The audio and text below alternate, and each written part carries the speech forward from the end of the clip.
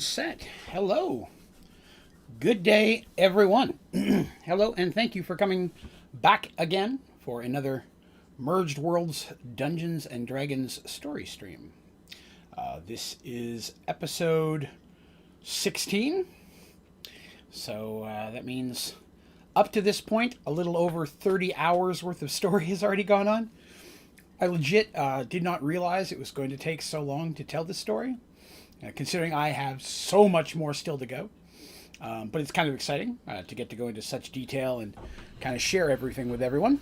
So I'm excited to continue that story tonight. Hopefully you're all doing well.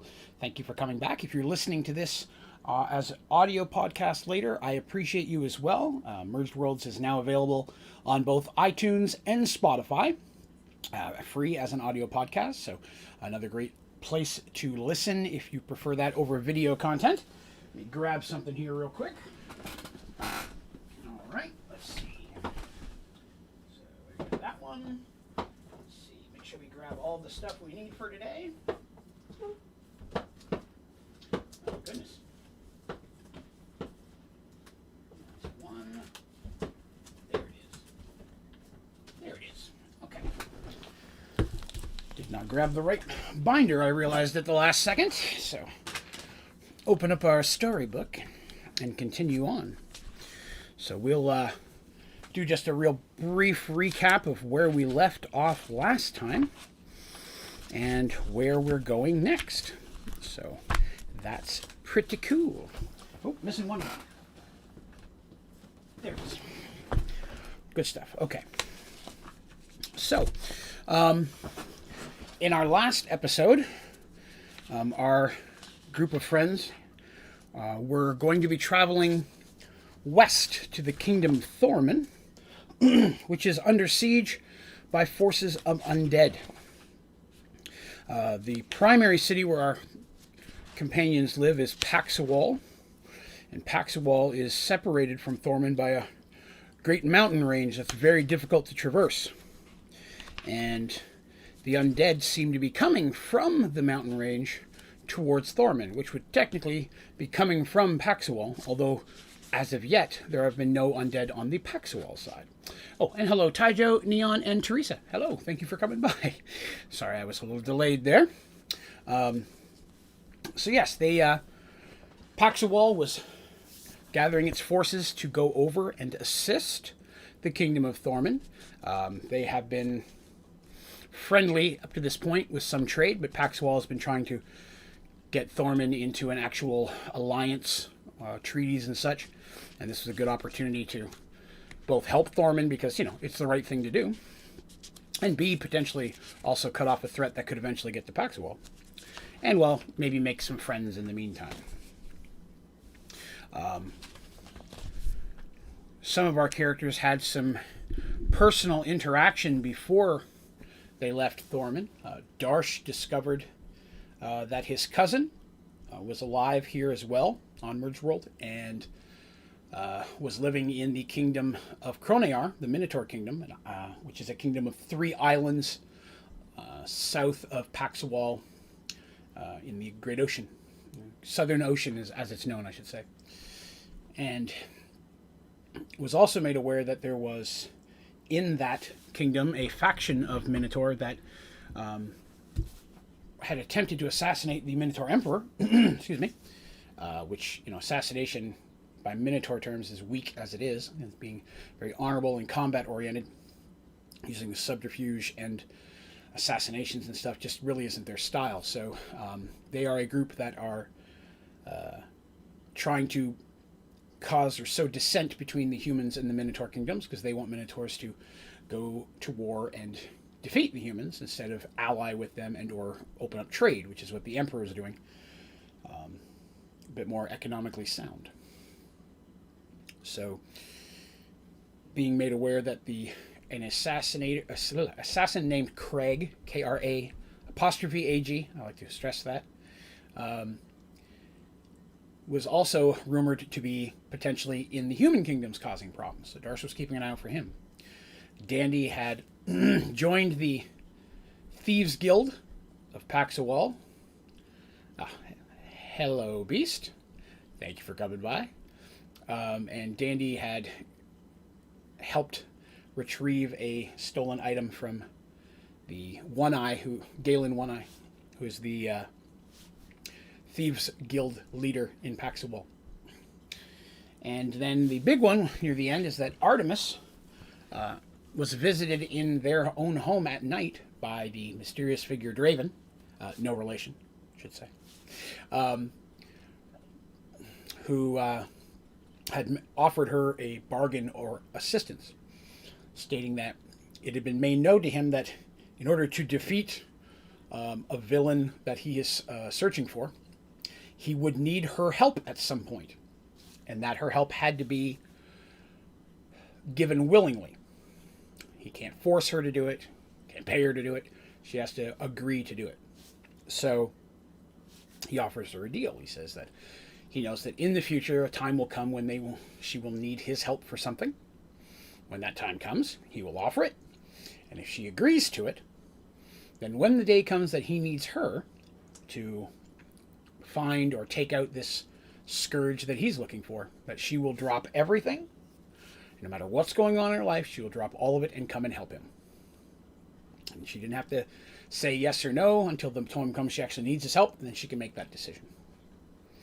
And he gave her this little necklace, which looks like a blood teardrop on a very thin silver chain that she's wearing under her robes around her neck. So to make sure that with that, he'd be able to communicate with her when the time came. She decided to keep that information from her friends and not tell anyone, surprisingly.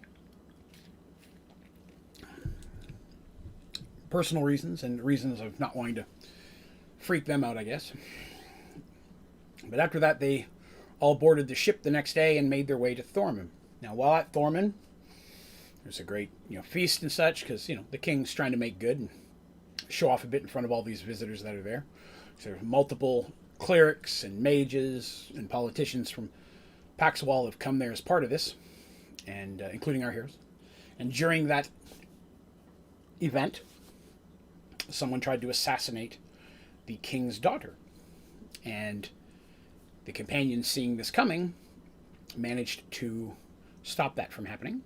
And Darsh ended up in combat with that Minotaur Craig, Kra''Ag, and killed him, defeated him, while at the same time they managed to save the king, who had been stabbed with a poisonous blade from the Minotaur as well. After everything was searched out and realized, and figured out that the companions had saved the king's life, the king, while still weak, greatly appreciative of that, saving not his life as much as saving his daughter's, was very thankful. And everyone at that point was proceeding to head west to try to come against this undead army. How it's being created, who leads it, they do not know, only that it seems to be coming from the west, slow, methodically, but organized in some way. So that's where we left off. Minor recap for everybody. So I'm excited because if all goes well today, we should have pretty good story. Pretty good big events going to end up here. So I'm excited to get to this part. Been building up for a little while. So thank you all for coming by and listening to this. And if you're listening to this later, I appreciate that as well. So it's the next morning after the feast. Even after all of the events that have happened the night before, people try to be as rested as possible. They have their equipment, they have their gear, and now the forces of Paxawal, joining with more reserves from Thorman, will be marching west. The clerics and the mages, all intertwined within there. They're the companions' friends. Tobias is there, the young gentleman that they escorted to Paxawal a little over a year and a half ago by this point, and who has now at this point become a relatively known mage in his field, which is the creation and research and understanding of magical items and artifacts. That's his specialty. I mean, you can cast a magic missile and a fireball like the next guy, but his specialty is making or studying magical items and artifacts. So he's in there as well. He's kind of traveling with them, which is nice. It's good to have a mage again. And I'll say that when Tobias was originally rolled into the adventure, it was because there was no mage. Zarin had disappeared. No one knew what happened to him. We had a cleric, a rogue, and 2 warriors, but we had no mage. So I thought it would be good to be able to have a mage just in those situations where it was needed. And then Tobias ended up becoming a much more interesting character than I'd expected as time goes on. So I'm glad he got to stick around. So the friends here stay pretty close to each other. At times, the clerics marching with the clerics, mages with mages, warriors with warriors, so on and so forth. And as they're making their way to the west, they're getting more information of kind of what's been going on here, what's been happening. And as we've covered before, the undead appear to be moving at a steady rate. They seem to be moving as a single entity. They don't seem in much of a hurry. But they are definitely destroying anything that they come across. Any of the living, so on. And while many forces have already been sent in from Thorman, in the early couple, they didn't realize quite how big the undead force was. So the first few groups of knights or warriors or soldiers that they sent in suffered very high casualties. Because I just didn't understand the scope of undead. Because again, they're just appearing out of nowhere. And then for every one person that dies, they rise, and now the undead army has yet another. So many of the original forces sent in to fight the undead are now on the enemy's side, fighting against the living. Now our characters are chatting with different people and such, do learn several different pieces of information. And while we were playing, I opened it up where Artemis could ask the clerics from Thorman things, and Mercy could ask things of the warriors, and Dandy just asks everybody. So by asking specific questions, I had lists of specific information that they could learn, and they did ask some right questions and get a few pieces. So one of the big things that they learned is that to the west, on the way to the mountain range, there was a great graveyard there that was used by many of the towns and cities, because you just don't bury your dead in town. There's undead in this world. You just don't want them that close. So there's a big graveyard that ways out. Although many of the dead that are coming in this force, if you will, don't appear to be like old dead. You know what I mean? If someone crawls out of a grave and they've been dead 100 years, it's mostly bones and hair and such, if that.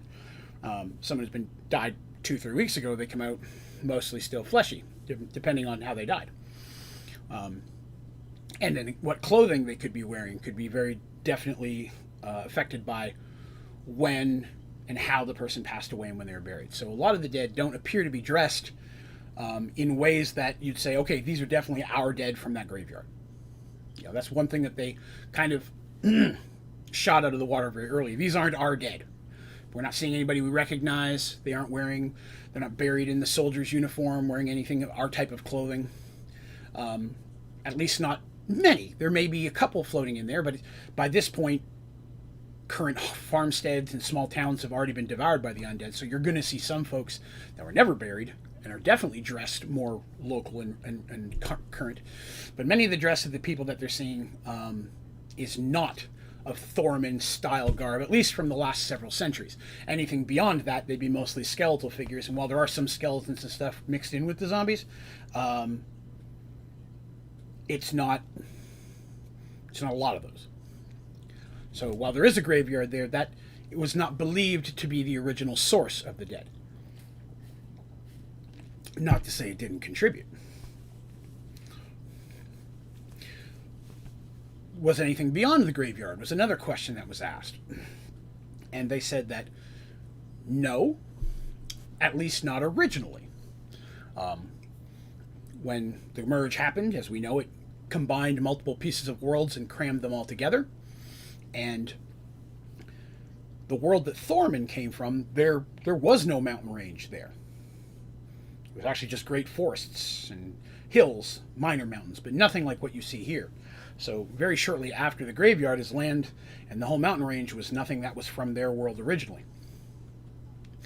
And of course, once the merge happened, this kingdom needs to know what's on their borders. They looked around and researched and checked their land.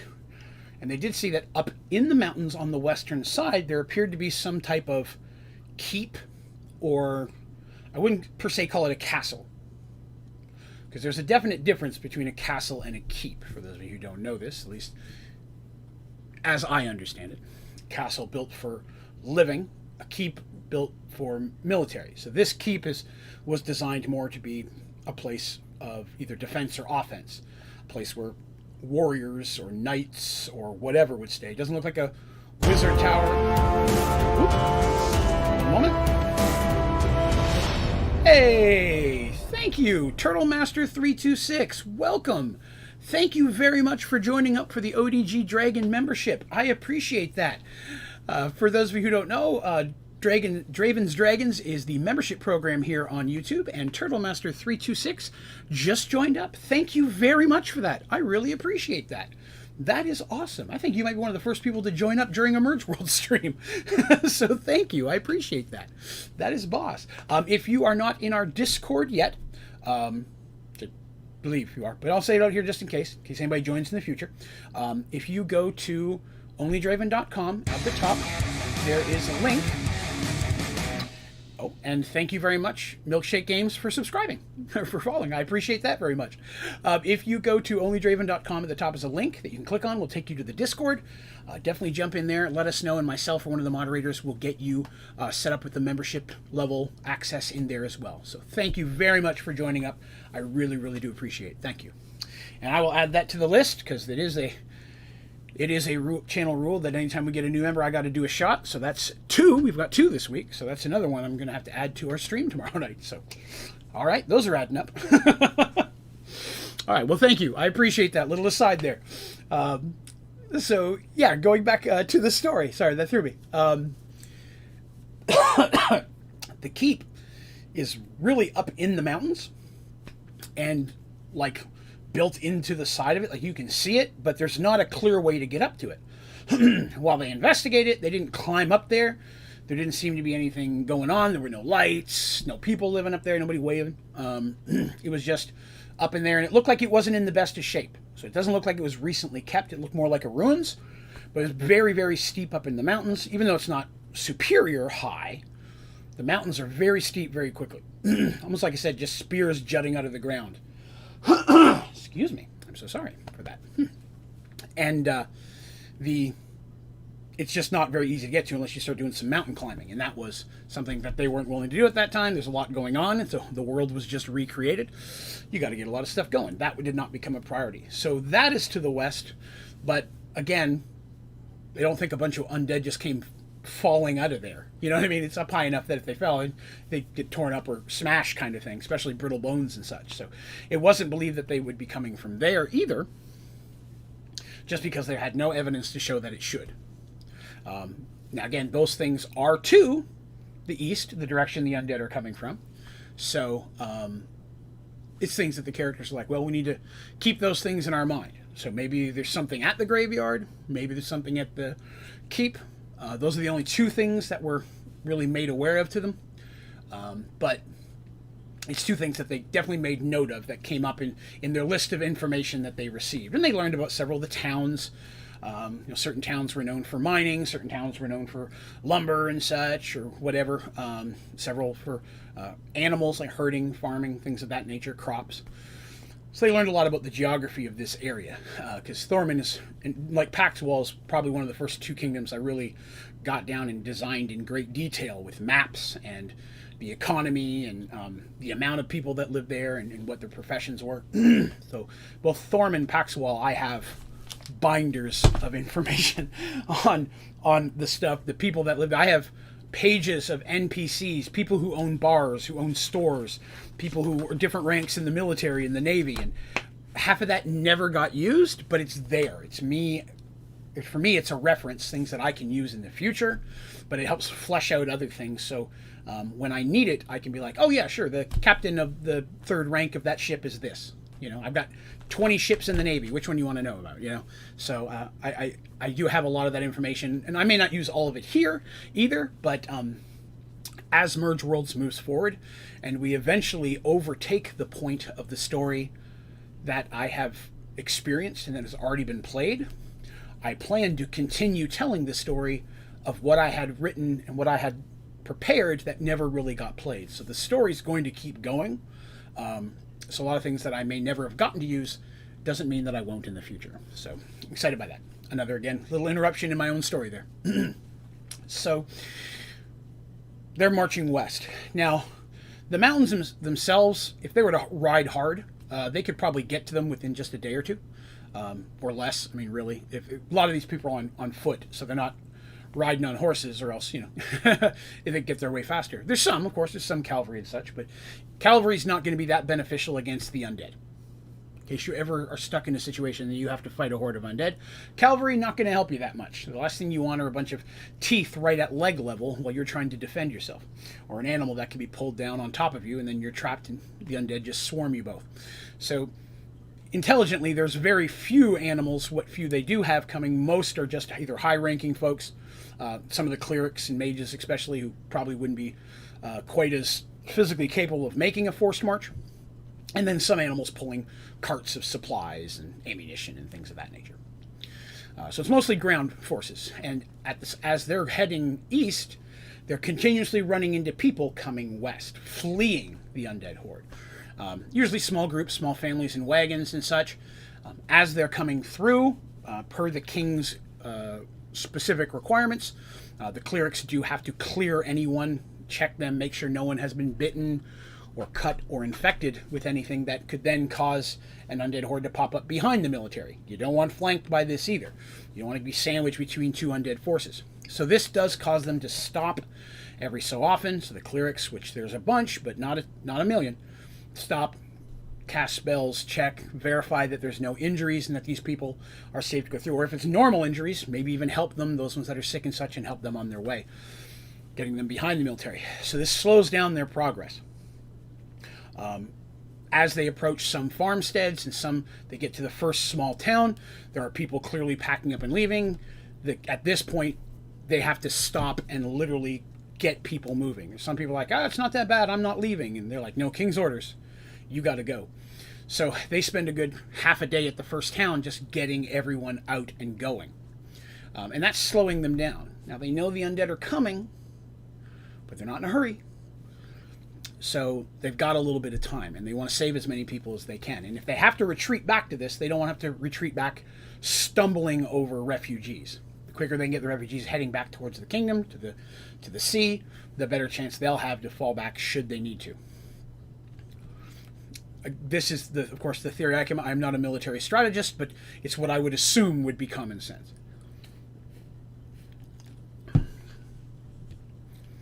In these situations, our heroes jump in and are helping wherever is needed. Artemis very easily being the busiest, helping the other clerics, checking refugees, healing sick, helping folks get taken care of and get through. Dandy's just basically running around behind her, trying to help. 50% help, 50% in the way, but Dandy's very dexterous and such, and she's been with Artemis a lot. When Artemis is like, hey, get me this, I need those bandages, hand me that. Dandy's very, very quick and likes to be helpful. And so Dandy's been a really overwhelmingly helpful person, but she's still underfoot, and things happen to go missing a lot, so that's the only complication. Darsh, of course, is definitely doing a lot of literally the heavy lifting. People trying to get into wagons and such, older people, maybe heavier people, you'll pick people up, toss them in there. You got a big chest full of stuff you got to get out of here. And people, of course, in any situation like this are foolish and try to flee with valuables that they want to take. Oh, that's the picture of my uncle, I need that. No, you don't. The undead are coming. You just need to get you a little bit of food, a little clothes, some water, and get going.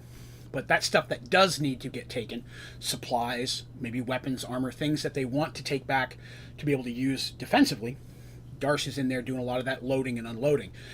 And a lot of the Minotaurs that were from Cronear don't. Like, they're more of, they would go past the town with a large amount of the military, because a big chunk of the military are going to go past the town and kind of form a wall, so if the undead were to show up, they're kind of defending the town.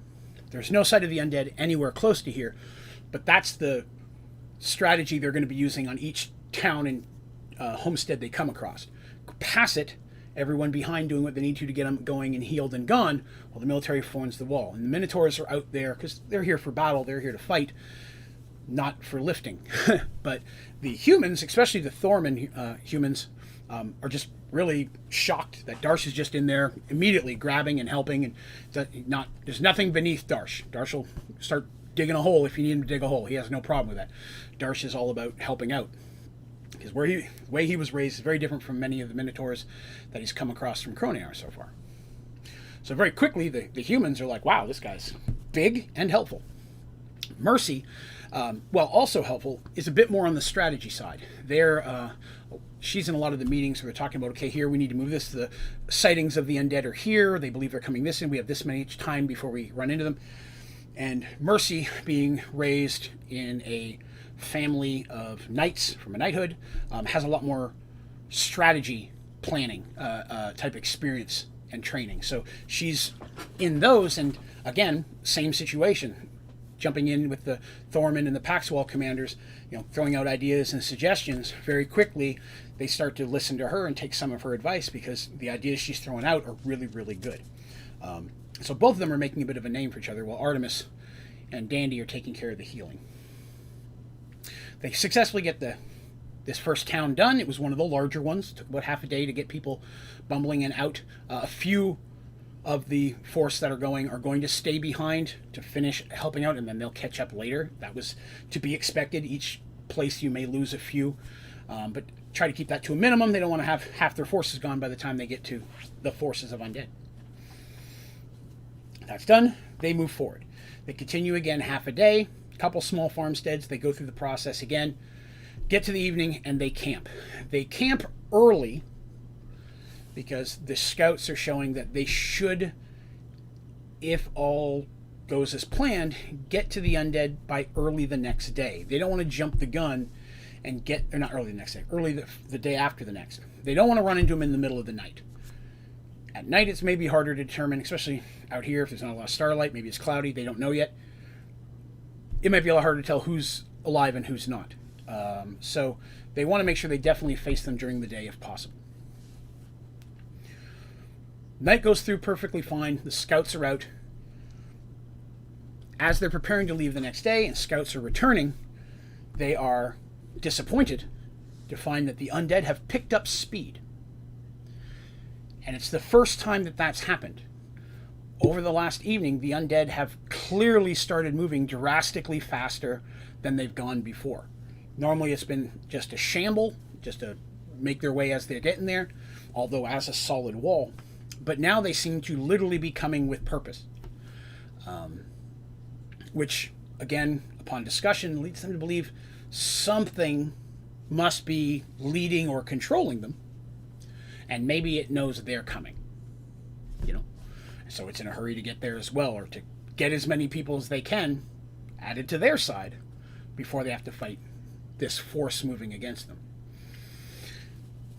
This causes the general to pick everything up and say, start putting everybody in a forced march. When we start getting to towns and such, we can't spend as much time now. We need to just check the people, make sure they're okay, and then get them going. We have to get as many people behind us as possible so that we're the wall to give them the time they need out.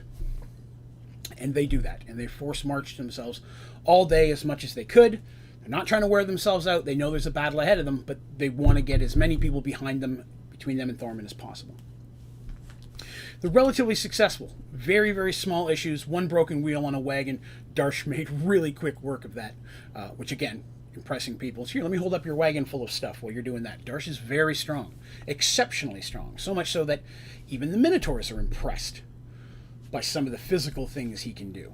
Not as impressed that he just jumps in and gets his arms dirty with the humans, but definitely his physical strength and such, he's impressive. He's a very muscular dude. So the scouts are coming back, and because of the increased speed, but one of the worst fears has come true. There is a large town, almost a small city. I would say city. Let's just say a large town that is not far from where they are. And that was the big one they wanted to get on the other side of before they ran into the undead. The undead, which up until this point had been moving almost as a solid line, like a solid force just moving down, because it's coming almost like not just straight east, but like northeast. I guess it's probably backwards if I'm showing you guys on the, do it the right way for the camera. As they're doing this forced march, almost as a solid wall. Not so much now. It's not as solid now. The wall is lumpier and parts are going faster than others. And a big chunk of this wall of undead are going to overtake that city potentially before they get there or almost right at the same time. And there are a lot of people there, including a couple of noble families of importance to the kingdom, the mayor being one of them. And the mayor, not a bad dude, but he has been there trying to get people out as well. But when your place is this big, it just takes longer. And so the force of Thorman and Paxwell really start picking up pace. Now, the Minotaurs are all about this now. Now they're like, all right, good, we're finally going to get to see some combat. Enough of this walking, you know. We're usually on a boat. We're not big fans of this just walking around, carrying weapons, watching people do farming. We want to kill something, or re-kill something in this case. So they're actually moving quite quickly. Stamina-wise and warrior-wise, they're probably in the best shape of anybody. So very often they find themselves having to stop to let the humans catch up. But they do start picking up speed and making some decent time. As they do, our heroes are kind of sticking together at this point. They know that they're going to probably run into this force of undead very, very soon. They want to be together. While they have some responsibilities, they still stay within sight of each other. Mercy does not want Artemis out of her sight for very long. Again, Mercy's very protective of Artemis, but they all are. But Mercy even more so. They're basically best friends at this point.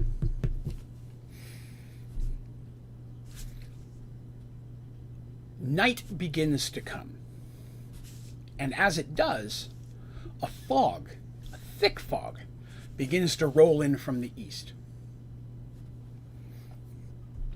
The mages very quickly determine that the fog itself seems unnatural in nature and begin to cast spells to dissipate it or to ward it off.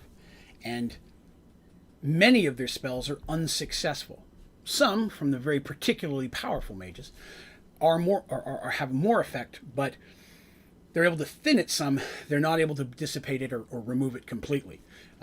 Whatever magically is causing that to come in is very powerful.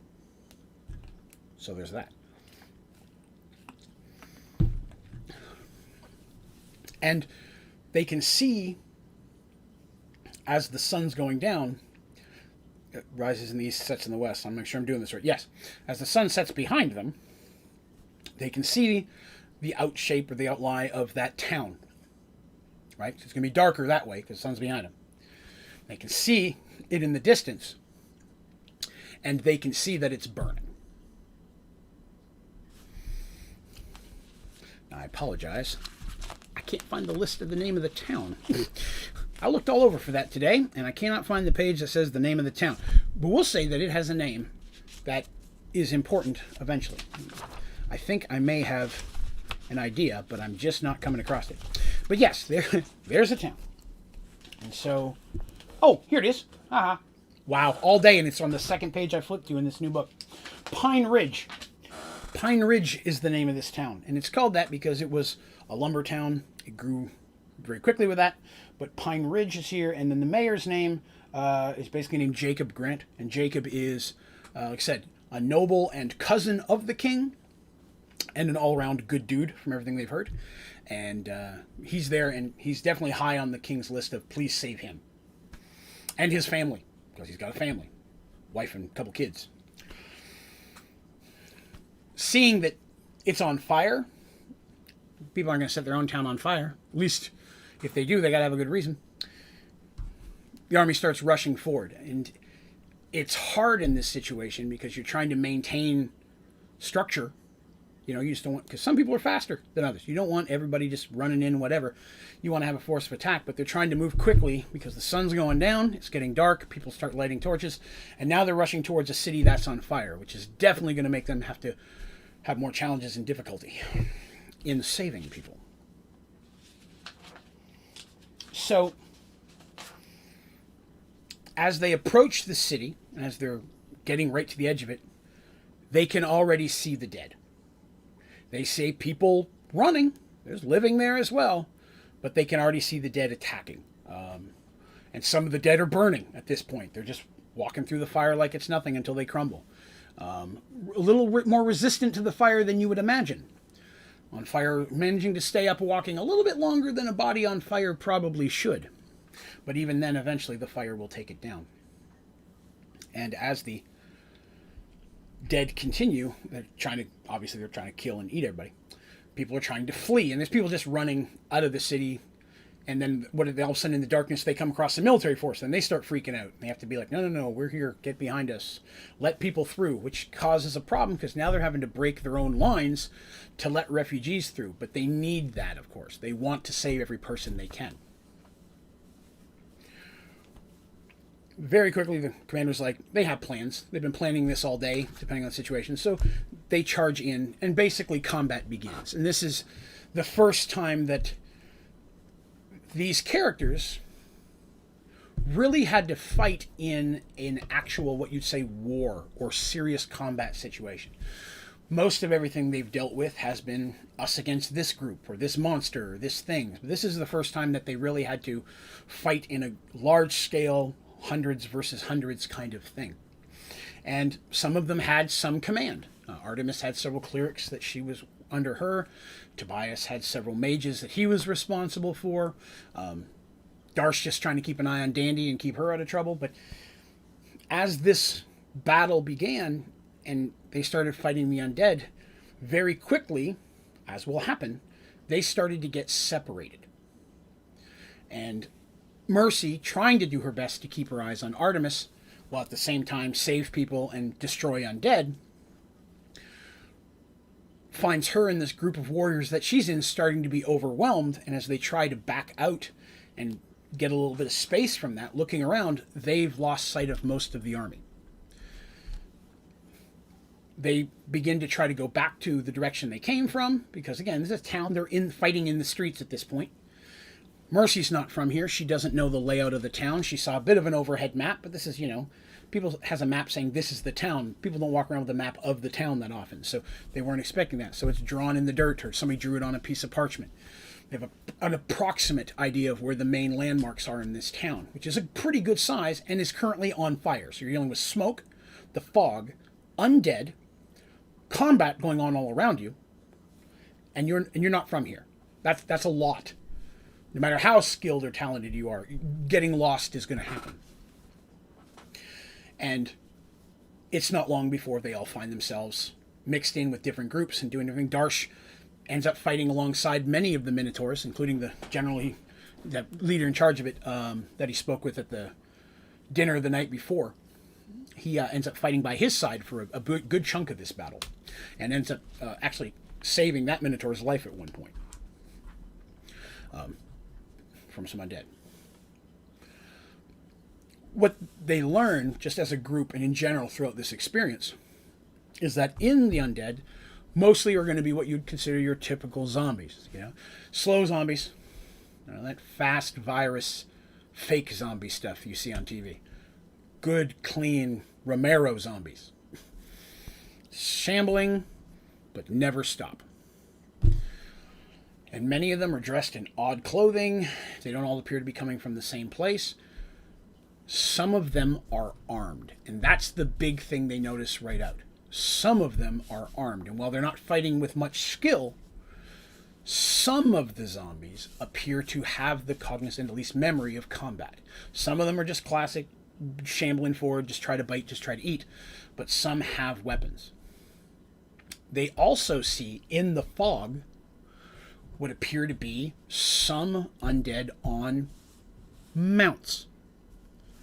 And it's Dandy who gets a good look at one of those. And she sees that it is some type of skeletal warrior on a skeletal horse. And it appears to be going in specific locations. It's not trying to charge forward and eat things or fight. It's not talking. It's not saying, hey, you, go get the humans. but it does give off the vibe that it is, kind of guiding. And she sees more than one of them, at least in the area that she's in. She can see another one in the distance. So seeing this, she doesn't think, this is the leader. She does say, okay, this is something that is important and has a bit more control. And instead of going in there and trying to investigate it more, because who doesn't want to see a skeletal horsey? That sounds really cool. Dandy decides she should go back and tell Artemis, because Artemis probably needs to know about the skeletal horsey before she goes and see if skeletal horsies like pets. Because she's Dandy. And she fights her way back to try to get back to Artemis and let her know.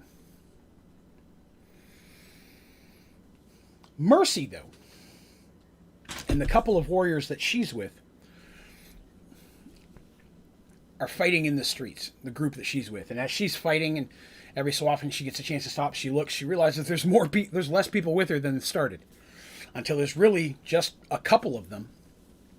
And a large part of what they're doing is just kind of beating down undead at homes and trying to get people out. Say, run to the east, go that way, find our military, they will help you. Keep your hands up, scream I'm alive. Don't, because you don't want to get killed. So do that, and trying to help people escape. And they get to a home, and Mercy's fighting some undead, and there are several very elderly people living in this home that aren't going to be able to move very quickly. And the warriors that she's with, Mercy's basically like, get them out of here. I'll try to hold the door. I'll hold this section. Get them out of here. Because there's only a handful of them left. And Mercy's going to try to retreat back with them, protect them as they're helping these folks. Because they're all bigger dudes than her, and she's technically better in combat than she is, so they can do the physical stuff of lifting older people while she bunks undead with her Morningstar. Because again, that is her primary weapon. She can sword and shield, but she likes to sword and Morningstar more than anything else. And to be honest with you, it's way more successful than a bladed weapon when you're fighting undead. Squishing a skull, way easier than trying to cut off a head or poke it in the eye. You can squish a skull really well with a good Morningstar hit, and that's one thing that Mercy has always excelled well in against undead combat, because she likes the heavy blunt weapons. So, as she's doing this, she hears someone scream for help.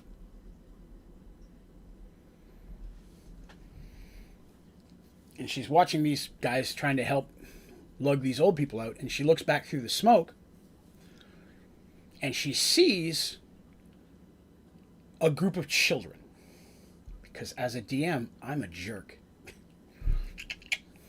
And I love throwing stuff out there where you got a choice. You can help get the old folks back, or you can help save the kids. Because what's life without conundrums?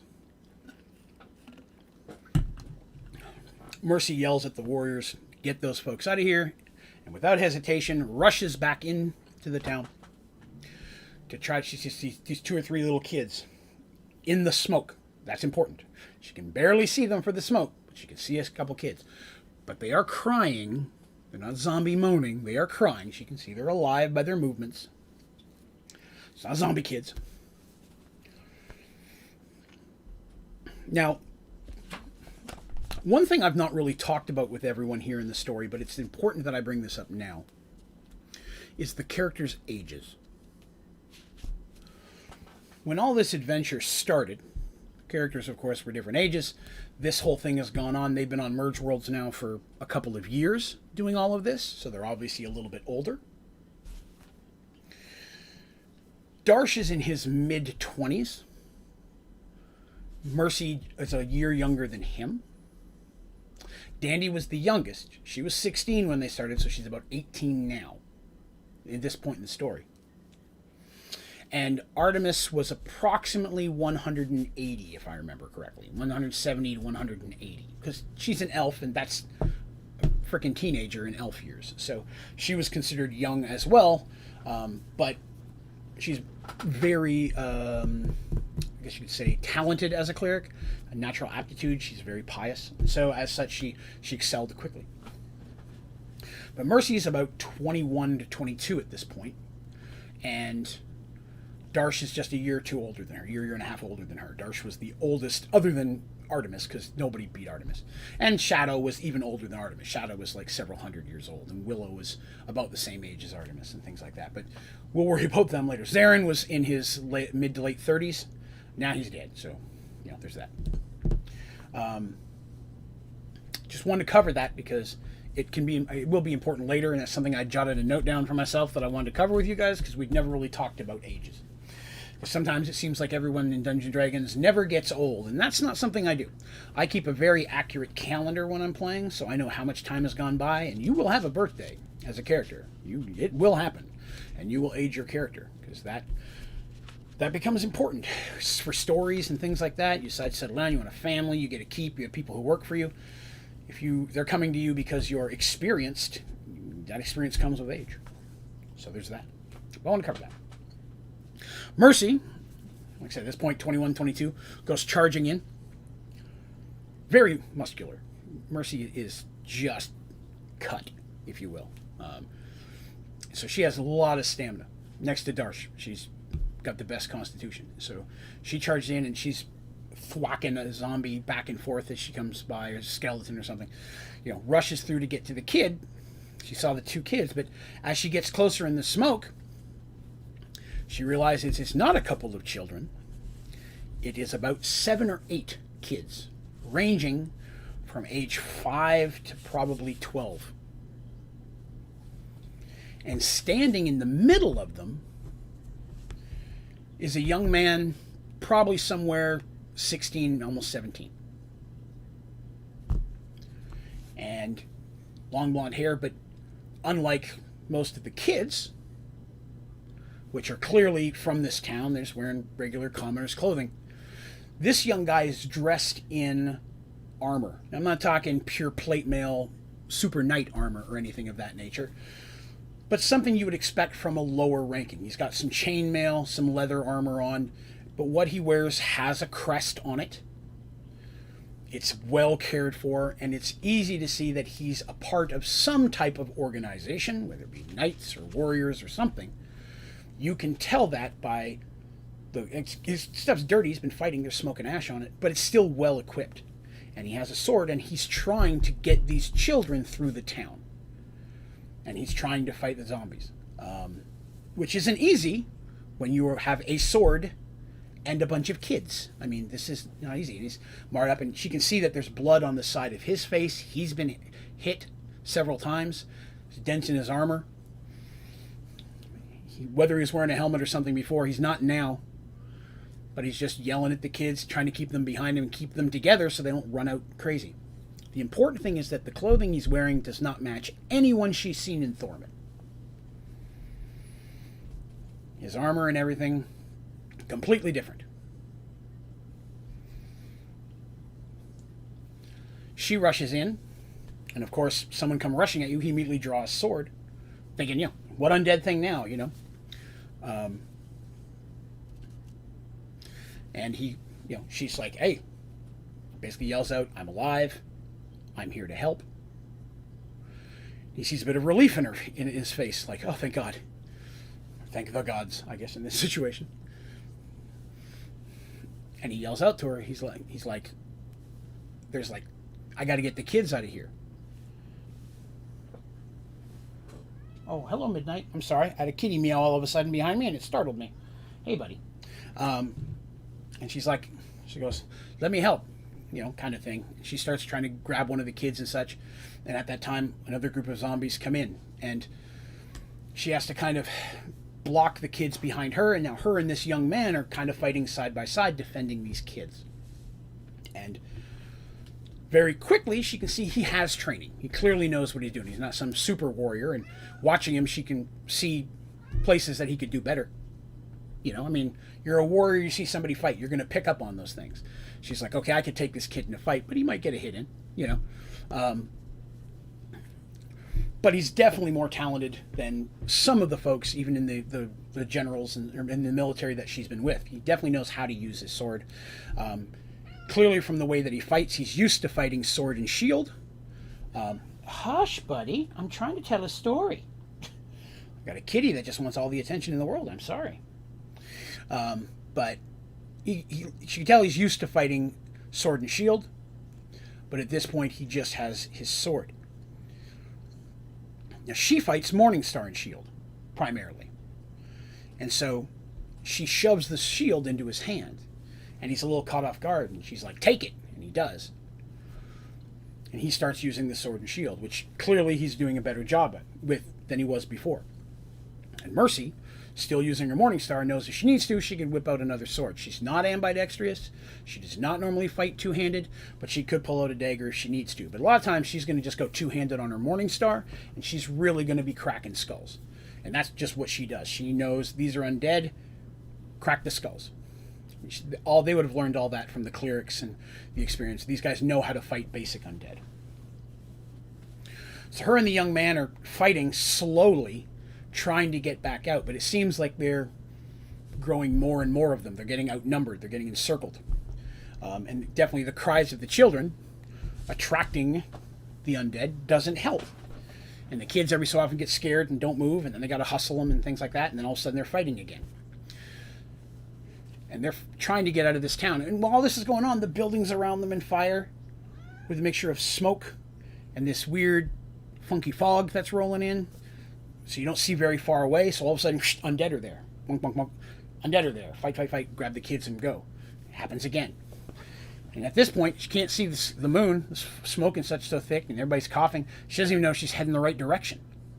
Am I even heading back towards them? Am I heading deeper into the undead?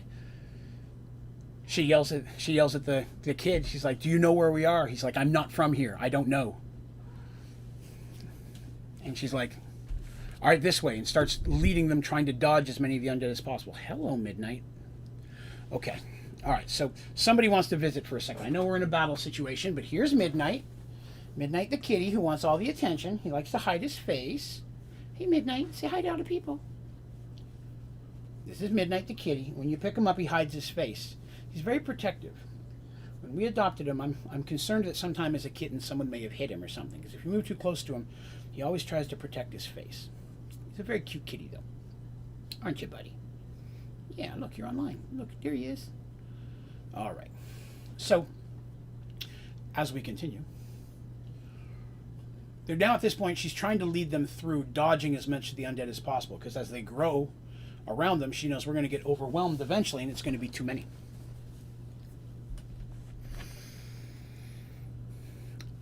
And they move through the streets. Suddenly, they get to an intersection on the roads. For the first time, they don't see a bunch of undead around them. There's still some moaning behind them. Now we're following them, but they're a little ways back now. They've outpaced them. And while the buildings around them still seem to have some fire and such going on, they don't hear as much of the clash of battle. You can still hear it in the ambiance of that, if you will. There's battle happening in the city somewhere, and you're going to hear it, but directionally, doesn't sound like it's all around them at this point. And they have a chance to quickly breathe and try to get their bearings. And then the fog rolls in a little thicker for a moment and swirls and then fades back out. And as they're there, they see that when the fog rolls out, all of a sudden, in this intersection, they're just surrounded by zombies. Almost like they just wisped in. They didn't wisp in. They walked in the fog, but the fog seemed to have came in, and as it dissipated, the zombies were there. And they find themselves at this intersection surrounded by just zombies. Now, they're not like up close. They're just, it's going to be hard to break through. Each road has got a whole bunch of zombies on it of this intersection. But they're not moving in. They're just kind of standing there watching. Artemis and the young guy kind of keeping the kids between them, trying to figure out what's the best, fastest way to get out of here.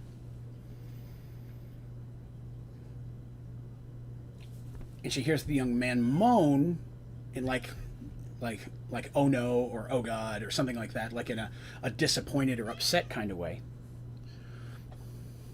And she looks the direction he is, and the undead have parted to allow another undead to walk in.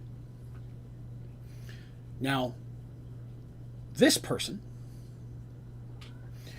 is larger than everyone else. A human would appear, although well over 6 feet. Dressed in very ornate plate mail, head to foot. except for its helmet. And while it's very good quality, it's dirtied up, dented a little bit, and you can see that part of its cheek has been ripped away and it's just kind of hanging there.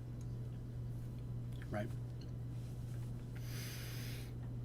And looking at it, Mercy sees that the insignia on the armor matches what was on the young man next to her. And she looks at him quizzically, like, who the hell's this?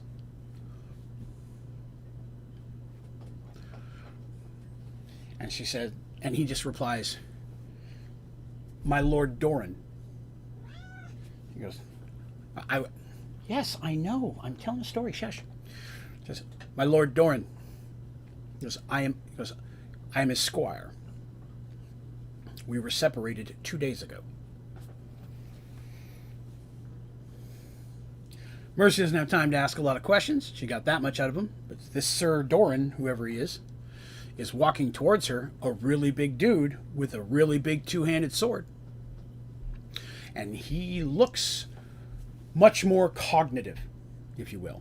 He knows what he's doing. He's walking forward with purpose. Yet you can tell from the wounds and half of his cheek hanging off, the man's dead. There's no life in his eyes. Yet he's looking directly at Mercy and the children and this young guy and starts marching in. None of the other undead are moving. They're just watching as this big guy comes marching up, drawing his weapon. Well, he had it out. I mean, he's just walking up with his two-handed sword, purely with the intent to kill these people in front of him.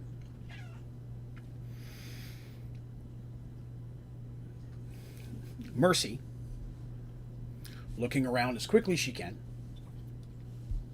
sees a shop on the corner. And the way that the shop is built, the front door is open. And looking through, she can see that there's an open door in the back of the shop. She can see right through it. And she turns to the guy, to the young kid, and she goes, without pointing, she don't give up, but she says, through the shop door and out the back. Take the children and go as fast as you can. I will do my best to hold them off. He looks at the path, sees what she's talking about, and looks at her like there's no way you're going to survive this. But he looks at the kid, nods, and he hands her back her shield. She's going to take it at first, and he's like, you're going to need this more than I will. She takes her shield back. As this guy's walking in closer, and Mercy just turns and goes in to fight him. While the young guy and the kids makes a break for this door. Now, as soon as they make a break, the zombies start moving in as well. But, they're zombies. They're slow. The kid goes running through this building, hoping there's no undead in there. And Mercy's hoping he can get right in and right out through the back and keep on going. But she doesn't have time to watch him because this really big guy is marching in. Now, fighting the thing, it is clearly undead. But it's new undead. Which means it's not quite as rigid and locked up in the bones as you see. The fresher the undead, the more movement it has. This is how it works here. It may not work in all the movies and such, but it does move a little bit more fluidly. But they're not runners. It's none of that stuff. Climbing buildings. It's not doing any of that. Those are special undead. But regular undead don't do that. But this thing clearly knows how to use a sword, but I try to explain this. It's moving with purpose. It's fighting as you would fight, but not with the same skill, strategy, and speed that it would have as it was alive. I'm hoping that makes sense. Like it's swinging the sword in the right movement, trying to stab or swing. It'll even block, although a lot of times when it gets hit by a weapon, especially hit the arm and such, it just shrugs it off because it doesn't feel pain. You break its arm, it doesn't care. But it's moving with purpose, but it's not like looking for weaknesses in your armor or trying to feint you out and stuff like that, or dodge your thing and then sneak in. It's not doing any of that. It's clearly moving with the knowledge of how to use a weapon, but without the cognizability to create strategy or that type of thing. So I'm hoping that makes sense of the level of intelligence of what we're seeing here. More than a regular zombie, not as much as a person.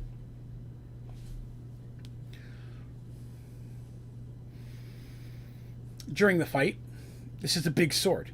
Mercy's shield gets seriously damaged, which I remember she was not happy about because it was a shield +1. It was one of the only magical shields they'd ever come across. Which is why Darsh is getting his dragon shields made back in Paxawal. And he wished he could have brought it with him, but it wasn't done yet. But it was one of the only magical shields they ever came across, and it just gets obliterated. Even though magical things are stronger and more resilient, they still have their own durability. And the shield gets hacked up by this sword. And it injures her. She gets several cuts. And she can hear the undead moving around her, but they seem to be chasing mostly kids or holding a wall so she can't run away. She doesn't really have time to focus on them. She's looking occasionally, which of course gives her a negative. She's making sure they don't just grab her from behind. But she's fighting this thing. And she can't quite get to its head. It's tall, and it's strong enough to defend that, and it is blocking fights from that. So eventually, she decides to go a different route and go after its legs. And she's successful. Eventually, she's able to use her Morningstar to literally smash a leg out. Now, on a living person, it would be in pain. This thing, it's not. But it does fall. And as it falls, it's trying to get back up. Mercy's able to smash an arm, smash the weapon out of its way. And at that point, once it goes down, then she can see out of the peripherals that the zombies are starting to move towards her now. Now that she's got it down, the forces aren't going to let her get away. And she does what she can to basically smash its hands and trying to bash it down in its head as best as it can to make sure this thing doesn't get back up. And then prepares to turn and, take on this walls of zombies coming at her from every direction. And as she crunches it under her Morningstar, she hears the bones crunching on this, unfortunately, dead lord of the young guy she just helped. She hears a yell, several. And she turns, and behind the waves of zombies coming at her, she sees big minotaurs with Darsh in the front. And Darsh and a group of 5 or 6 minotaurs come rushing up the street, just plowing down the undead in front of her. Darsh has switched from his custom sword that he normally uses to a battle axe. His shield and sword look to have been lost in the battle, or something, dropped, whatever. By this point, he's switched to a battle axe, and he's just mowing through undead, just cleaving them in half and heads, as is the other minotaurs with their swords and axes and pole arms that they're carrying. And they are just hewing through the undead.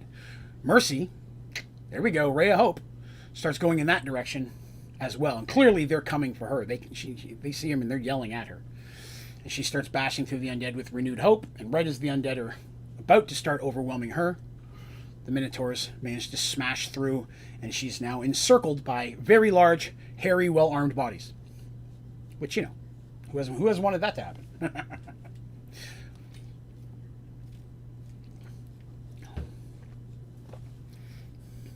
This gives her a moment to breathe, although she almost gets squished a couple times.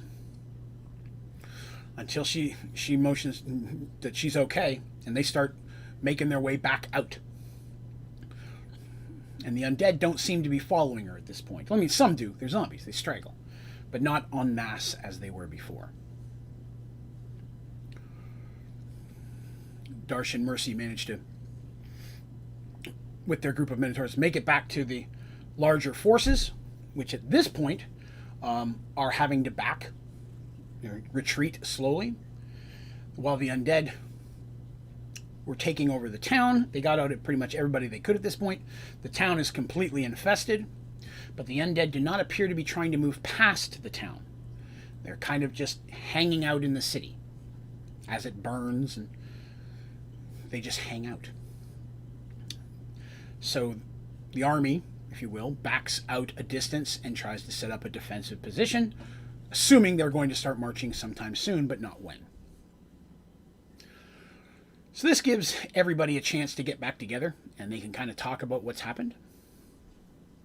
And Dandy talks about the skeletal horses with the skeleton dude she saw on top. Mercy talks about the young guy and his lord thing. Darsh says that he came across the young guy and the kids, and that's who told him where Mercy was.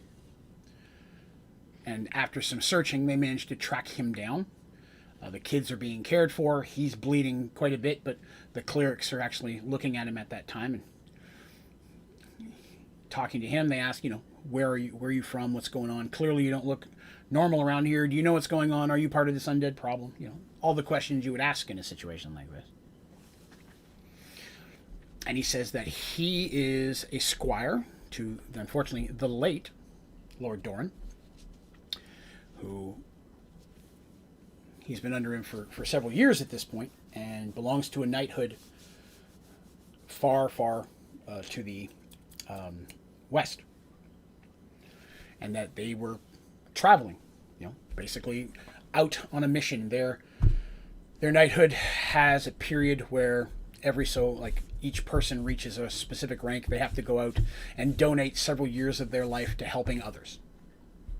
It's not unfounded in even some of our knighthood histories. When you reach a certain rank or you reach a certain thing, you must go out and prove yourself, not just to us, but to the people. And so, as his squire, he went with him. There was another knight with another squire, and they were traveling just through lands, seeing what they could do to help, and so on and so forth, when they were set upon in the night by the undead. They fought as best they could, but the Lord basically, the two knights told the squires to run, because they're not fools. That and the squires, they took off, but they lost each other, and he didn't know what happened to him. And then yesterday afternoon, he stumbled into this town, hadn't eaten in a day or so. People were trying to get out of there, and he's got the undead hot on his trail. And there's that. He was in there.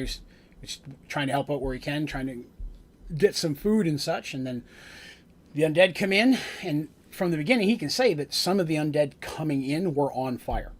The people did not set them on fire. Burning undead came walking into the town and just started walking into buildings, smashing through doors and windows, and then everything started going up. And he did what he could, he tried to, at this point, not know if he's going to live or die. He's lost. He doesn't know where he is. Just tried to do what he could under his tutelage, which was to help people as much as he could, because he comes from a good group of knights. And ended up in a building helping defend these kids. Then the building caught on fire, and he was trying to get the kids out of there. The other person that was with him fell, and he didn't know any of these kids. He's not related to any of these kids. He was just trying to get them out of the town, but he didn't know which direction to go. He's not from here. He knows people were trying to get to the east. That's supposedly where the head king lived, but he didn't know how to get there or which direction. And that's when he came across Mercy. And if I didn't mention it, his name is Ulrich.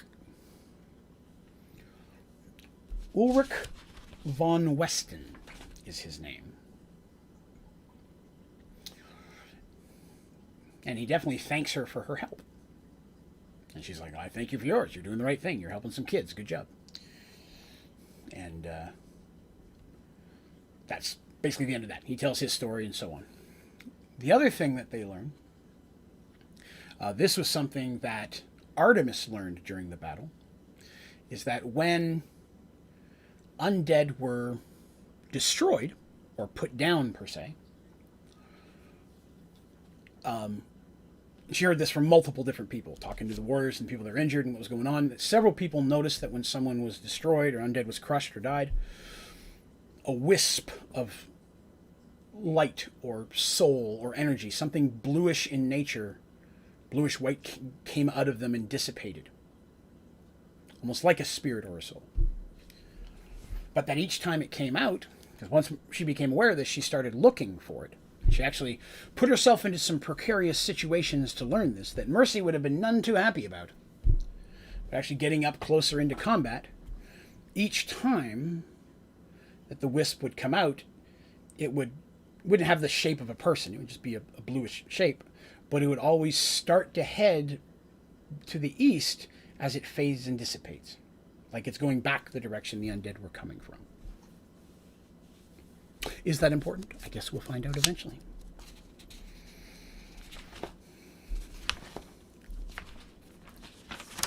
Turn to the right page here.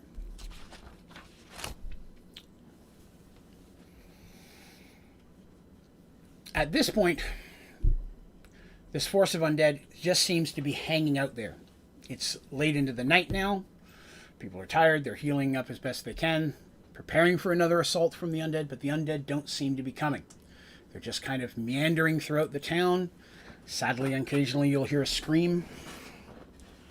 But you can see them moving in there, and even though over hours, eventually the sun starts to come up, the fires, some of them are burning down, still some smoke and such. The fog never completely dissipates. It's still that greenish fog.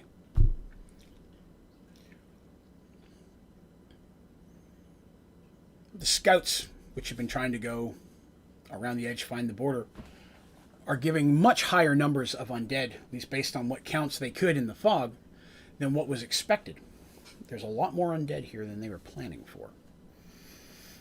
And it would not take very long for the undead to overwhelm even the large force they brought with them, because fighting in last night's situation was not optimal, was not something they were super planned for, and there were more casualties than they would have wanted, of course. And you always expect some. There were more than they could have ever wanted. And again, with each one that fell, there are now even the occasional silhouettes of an undead minotaur in the fog, which definitely does not please the surviving minotaurs, because that's just not how things work in Minotaur. You just don't let somebody come back as an undead.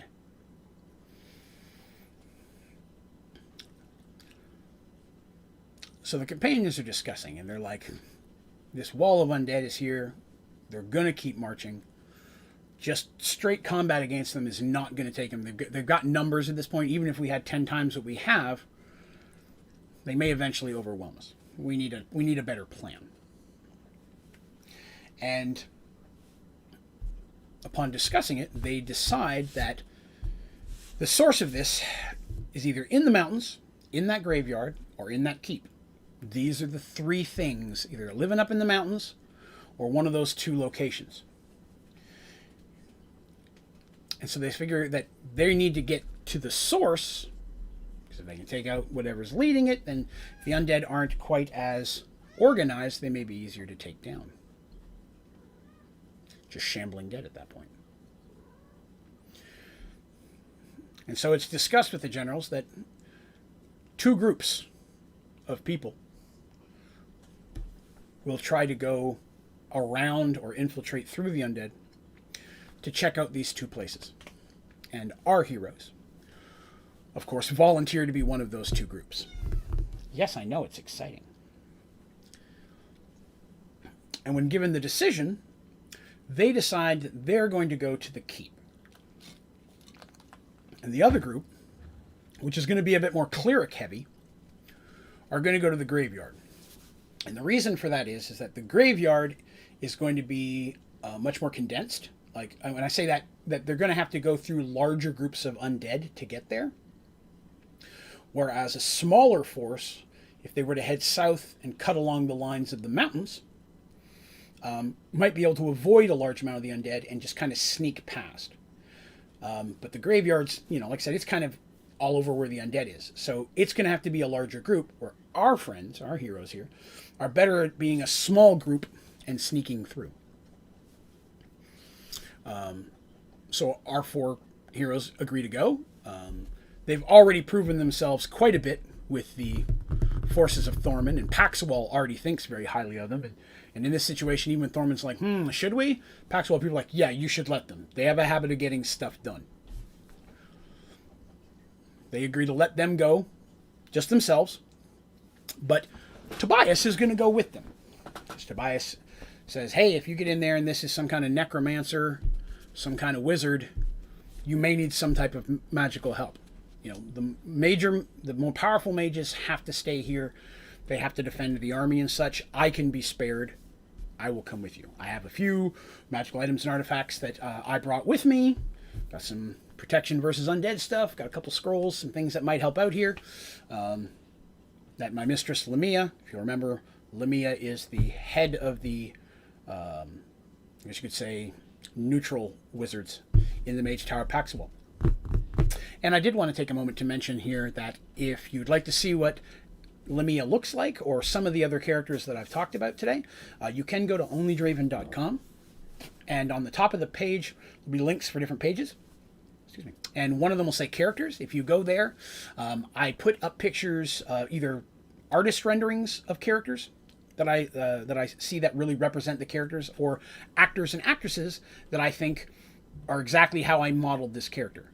So I have one for Lamia. I added several new ones today. So if I'm ever talking about a character and you're wondering, how does that person look in the story, that's a great resource to go and check those out. And hello, James. I see you there. I apologize trying to get that out so I can get back and say hello. But yeah, so it's a resource if you'd like to see something here. Lamia is there. I have the picture of today. I put up all three of the head clerics of Paxawal, Lamia, Draven, and Tobias. So a picture of Tobias is up there now. I've shown it before, but I didn't have it on the website. So they gather their gear, they get the stuff that they can, they replace their weapons with what they can get from the military. Darsh did lose his sword, which again, sword +1. Not happy to lose that sword. His shield wasn't magical, he gets that back. But he gets another sword and such, and some of the Minotaurs offer to come with him, which is kind of surprising. They're like, we will fight with you. Yes, let's go find combat. And Darsh is like, well, I appreciate it, brothers.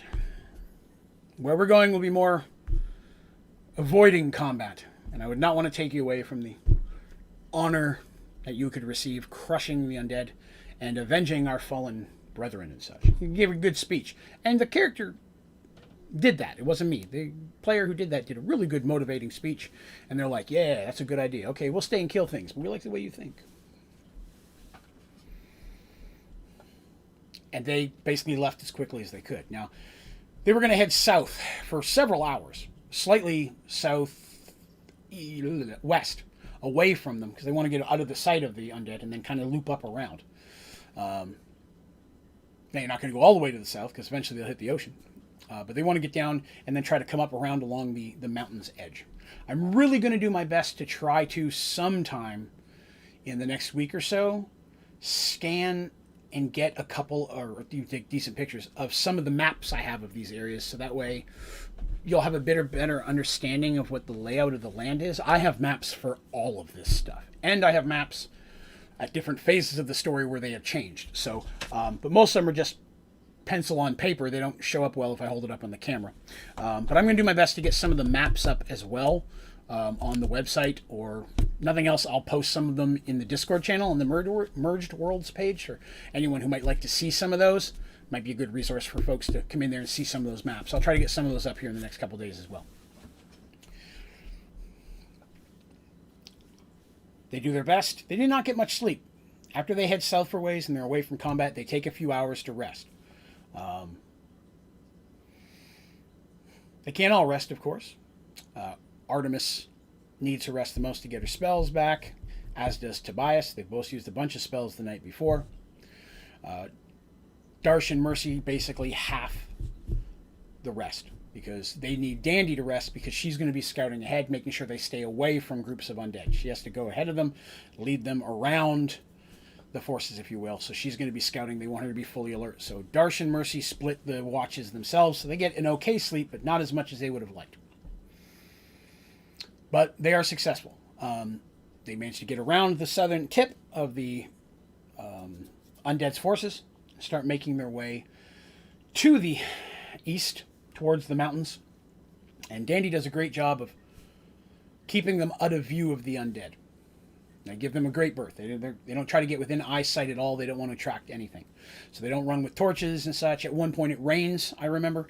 And so they don't start fires or nothing, even when they were sleeping. They didn't want to do anything to draw attention. They're wearing clothing that would help blend in a little bit and such. They got all their extra stuff in their chest of holding, so anything they don't need in hand that could be clanking or make noises is all in the chest of holding. They only have the weapons and such they have to have on them. They are prepared to fight if they need to, but they are trying to avoid all that. And luckily, since most of the undead just shambles, if they do run into some of the undead, they should be able to just, at a decent, brisk pace, get away from them. But if something is controlling them, then that thing might know they're there. And that's what they're more worried about. Not really running into a handful of undead that they could crush, but alerting whatever's, controlling or leading them. Now, it takes them a decent amount of time. This is a good travel. This would be half day's travel in normal situations on foot. But they're having to go hours out of their way down and loop up around, avoiding quietly, carefully, staying in trees when possible. And then they get to the edge of the mountain. They don't have a lot of cover there. There's some rocks and boulders and such that have fallen, but overall, there's not a lot of trees and stuff growing at the edge of the mountain range. So they have to be even more careful there. Even more careful. I'm not sure that was very good grammar. I apologize.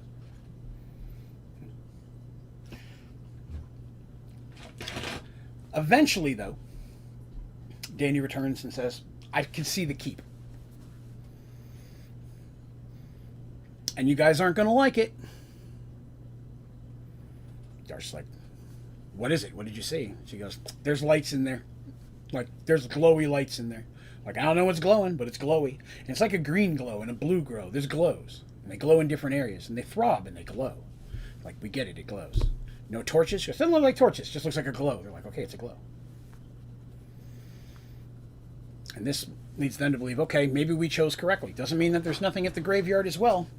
But something is in there. There wasn't any signs of this in any previous exploration from Thorman. So they believe they've chosen correctly. Tobias, once they don't want to get super close to the thing. Dandy was able to sneak in. She goes, but there's a lot of undead at the base of that mountain, just meandering about, just kind of hanging out there. And some of those horse skeletons that I was talking about, with the guys on top of them, there's a couple of them meandering about in there too, and there's a lot of them, and they look like they're just hanging out. So we're not going to be able to get to the base, and if we try to climb across, they're going to see it.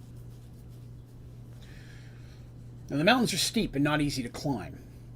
And Darsh, while an avid climber, ropes and riggings and boats, not so much in mountains. He's a big guy. He falls, he's going to make a noise, and he's also going to be more noticeable than anyone else. Start looking for other options. Tobias casts a spell to try to locate anything magical around them. He's not successful, which is good, because he was afraid there might be something controlling the undead. He's trying to do a detect magic spell. He figured he'd blow one of his instead of Artemis use up one of hers, because she's the healer and she needs more magic for that. And undead. She has the turn undead thing. I want to keep her in tip-top reserves for the big stuff. And while trying to find a way up in the mountains, they thought maybe we can climb up in the mountains and come around it. As they're searching, they find, half buried with rock, a big arch. Not like the arch that was under the Valley of Sacrifice. This is just a stone arch carved into the mountain with two great metal doors on it, all designed with intricate floral patterns and such like that. Vines and roses and thorns and such like that. And there's rocks in front of it, and they're like, okay. Dandy's like, that it kind of looks like the same thing that the keep is made of, like design-wise. The walls have some of the same etchings that I could see. It's a very nice keep if it would have been kept up, but it's poorly taken care of. No janitors. There's no janitors in there. It's crumbling, falling apart. Totally needs some hedge trimmings. But yes, there's vines and roses and thorns and stuff. And they said, okay, maybe this is a way in. Maybe the place has got a back door. We'll give that a shot. I know, it's exciting midnight. Yes. So Darsh specifically moves the large rocks, and they manage to break their way in through the door. Now the door was magically sealed, and it took one of Tobias's scrolls that were given to him, a scroll of dispel magic, a much stronger spell than he has the ability to do, but Lamia had made it and given it to him specifically, so it came with a much more powerful force. Now, if you play Dungeons & Dragons, you know that somehow that kind of doesn't work that way. But on one thing that I've done customly with the way magic works is that a person, knowing how to do it, can cast a spell on a scroll or on an item. There's some spells this will work for, where the command word anyone could speak to make the effect happen. Now, that being said, they can't control it. Like it's not going to be a scroll of fireball. If it's a scroll of fireball, then the thing's just going to turn into a fireball, and whoever's holding it's going to get burnt. It's not something like that. But if I did a scroll of detect magic, then it would do everything around me. I can't detect it in this direction or that direction or on a specific person. It's just going to get everything in that area, but it's going to be at the power level of the person who made that scroll. This one is a dispel magic. So Tobias basically gives everybody all of their stuff, all the magic items they're carrying, away, because he doesn't want to dispel anything magical they're carrying, and they all back up, and he's basically standing there in just his robes, and he's like, I'm going to bust this spell out, and he does it, and it is strong enough to break the ward on the doorway. And they have to give him all his magic stuff back, and everybody comes back in range, and they're able to open the door. Darsh takes him a while. It takes a lot of strength to force that door open. It's been closed a very long time. So they enter into this thing, and it's musky in there, and it's dusty. There's maybe some cobwebs and such, dust all over the floor. No footprints. Nothing's walked in here for a very long time.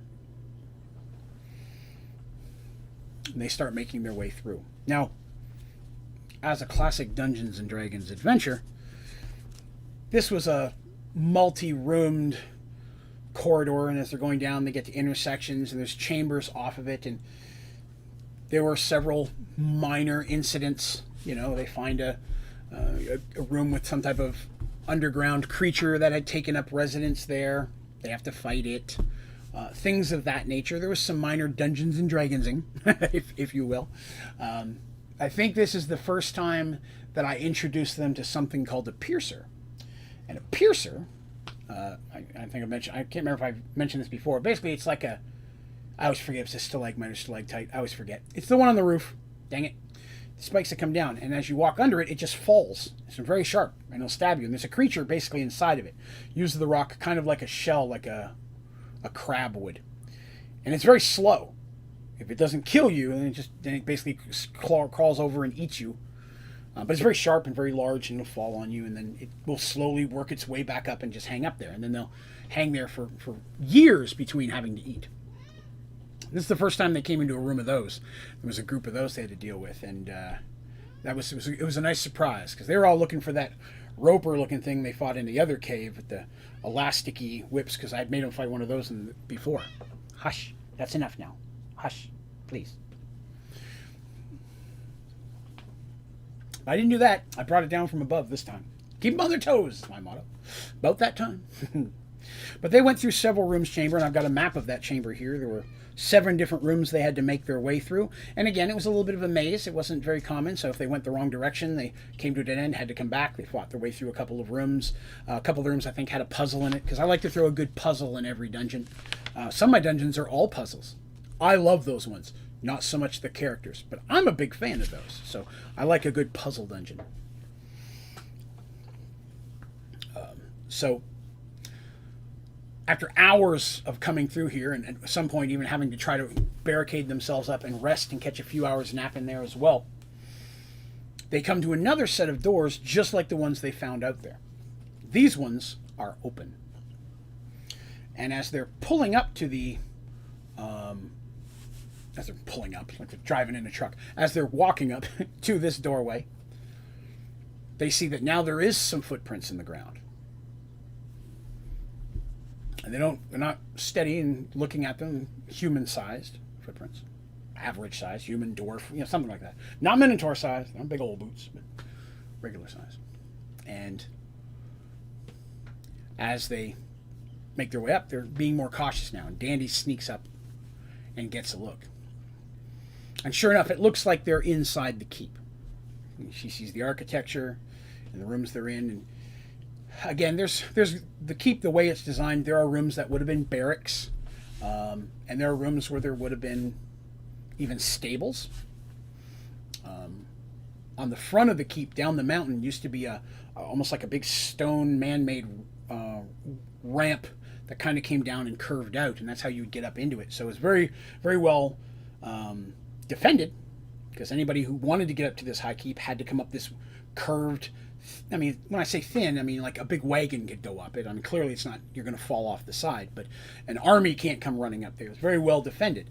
But that was crushed into just dirt over time. It's collapsed and it's just rubble on the bottom now. So that's why nobody could just walk up to the front like normal. I know, it's exciting. And so they're having to be cautious because Dandy does see some undead wandering around. Now, they appear to be the standard normal undead, just regular zombies or such. Nothing that seems more intelligent, but she's trying to be cautious because there are rooms that she can see. And as she's sneaking up and looking around, oh goodness, you okay? Bumble. As they are looking around, she can see that the rooms don't have anything in them. At least the couple rooms she can see. But sometimes an undead will walk in, hang out there for a little while, come back out, walk over there. There's no real organization to what it's doing. She goes back and reports to the group what they say. From the layout that they can design, they say, okay, well, we're going to have to make our way through here. So do we take out the undead or do we try to avoid them? And there's not many of them. And they think they decide they're going to try to get around them without fighting any of them. Because again, the fear that destroying one might draw attention to them being there. Just the sounds of battle itself. So Dandy moving ahead, checking for traps, as a good rogue always does, but doesn't find any. Works her way around and is able to find a path. And there were a lot of rolls involved to see if they successfully did it. And they managed to pull it off. Dandy charted a course. It was an opportunity where I gave what Dandy saw, and she had to chart their course. And then I would roll to see whether or not the zombie meandered that direction or not. There was a lot of perchance stuff, and a lot of it was based on her planning. So it was a really good opportunity for Dandy to kind of step up and plan something for the group. Because Dandy doesn't get to do that often. A lot of times she's the scout, comes back, and then they decide what's going on. So this was an opportunity for her to kind of step up and have that experience, which was very fun for the player. But she was successful, and they managed to make through to what they can see are really large doors that are partially open. And this would appear to be the grand chamber of because most keeps, castles, temples have some type of big room. They just had a big, back at the other castle, they just had a big meal and party and an assassination attempt in a room just like that. It's usually the place where you have your big ceremonies or your big parties and things. And just from the layout, Dandy, from what she gets... Oh, goodness. Oh, goodness. Sorry about that. A kitty just knocked something over. I apologize. Pay no attention to that. Knocked over one of my signs. Hey, buddy, you need to stop being a goober. But as they find their way to the door, Dandy says there's clearly a glow coming in that door. She can see that. That room is well lit. And next to that door, there are stairs that go up on both sides. So to give the concept, imagine, if you would, like a theater where you could go in and overlook on a balcony. The stairs definitely lead out into that, so either there's some type of balcony or some type of ledge that would go around, but there's a second floor to whatever this big room is in front of them. And their decision is, do we go right in the open door or do we try to sneak upstairs? Dandy decides to go up and look upstairs. Party agrees. When Dandy gets up there, she can see, as she gets near the top of the stairs, that there are some undead right there at the top of the stairs. She tries to go up the other side the same way. So it's almost like they're guarding. These ones are not meandering around. They're regular undead, but they're just kind of hanging out there. So again, they have to decide, do we try to take out these undead and get a lookout from up top? Or do we just try to go through this open door? There's no sounds coming from the open door. It's dead quiet in there. Dead quiet. See what I just did there? No sounds at all. They decide to go through the main door. Now, I'm going to be honest with you, I hadn't expected that. I kind of thought they'd try to take out the ones up top and get a look, but they decided not to do that. They decided to go through the door. And peeking through the door, they can see that there's some very old, large curtains hanging there. So imagine a room with pedestals. You got your big poles that are holding up the roof. Two-story room. There's definitely a balcony above you, and it does go all the way around the room. so people could be sitting up there looking down. Hanging, almost like tapestries from the ceiling, are large curtains around the walls, giving a space behind them, probably about 4 to 5 feet between them and the outer wall. This would commonly be used as a way for servants or cooks to get around the room to bring things to people without having to walk in front of everybody if there's a ceremony or something going on. Well, it's not a permanent wall. It could be pulled down if it need to. It's just big curtains. And some of them have rotted. Some of them have clearly just fallen down over the time. But there are several of them that are there. And Danny's like, sweet, I can sneak in behind one of those. And she tells them, they're like, okay, be careful. Do you see any Undead? Because I can't see much in there. The light is glowing. But unless I get in there and try to shoot around, she can't really see what's in the room. Because the door cracked. But the second she looks in, if somebody's looking at her, they're going to see her. So that she knows she's got to be quick.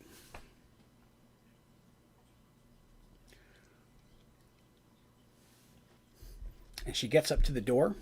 She makes her rolls. And she very quietly sneaks in, trying to stay in shadows, which there's a little bit, but not a lot. And make her way behind the curtain.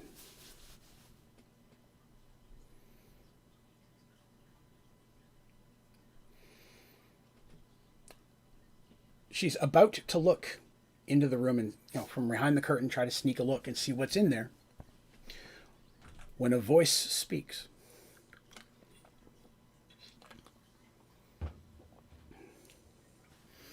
I knew you'd come eventually. I knew it would just be a matter of time. And I cannot begin to say how happy I am that you're here.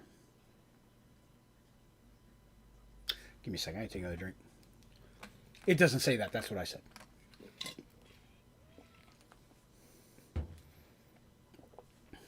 The jig is up.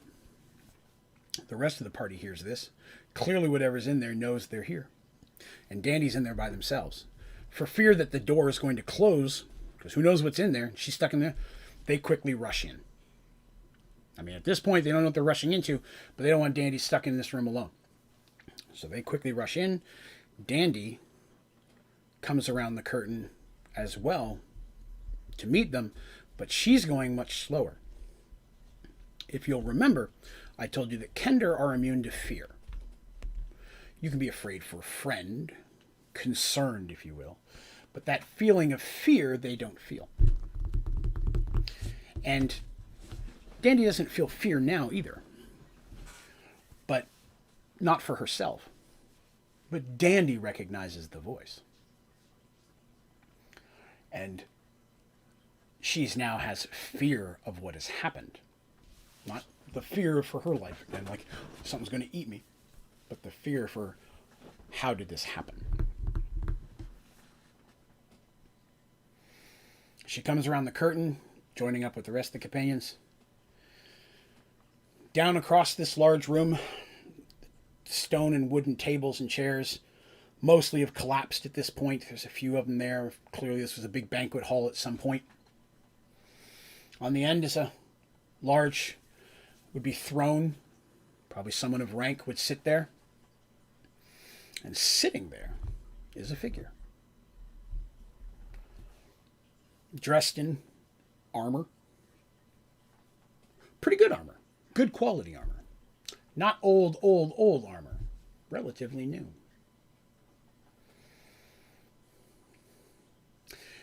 And everybody's a little shocked because they see who it is. As you can see, I'm dragging this out. Though he still looks much like the Michael they knew, there are obvious changes. His hair has gone all gray. And a greenish, whitish light and glow comes from his eyes. And a wisp of green smoke comes out of his mouth each time that he speaks. Again, it's like a greenish, black, white kind of combo. It's like, it spirals, I guess I should say.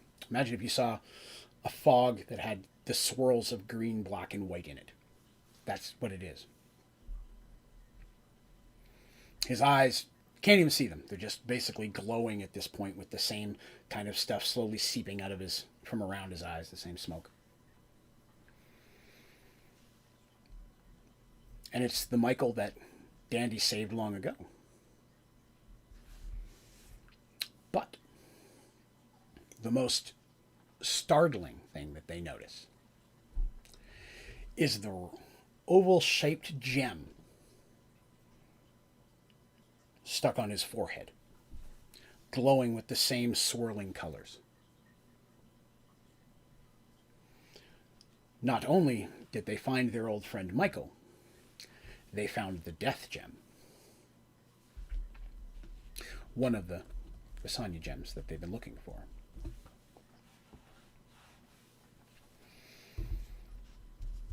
It is Michael who sits on this throne, and it's Michael who's controlling the forces of Undead.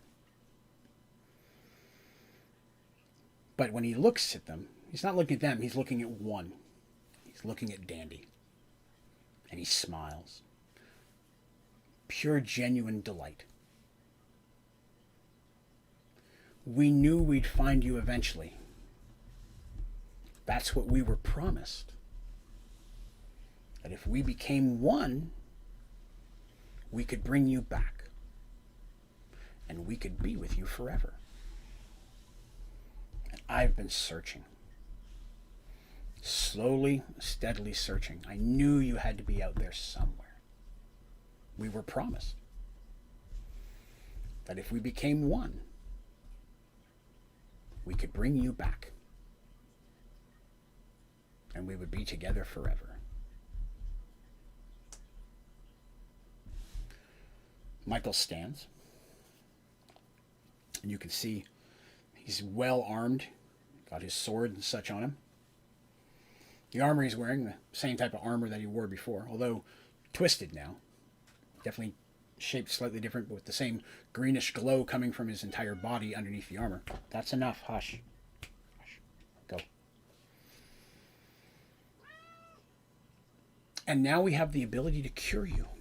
We can save you and make sure that we never lose you again. And our friends. I can save our friends. All of us can be together forever now. We never have to fear losing each other ever again. Or anyone else for that matter.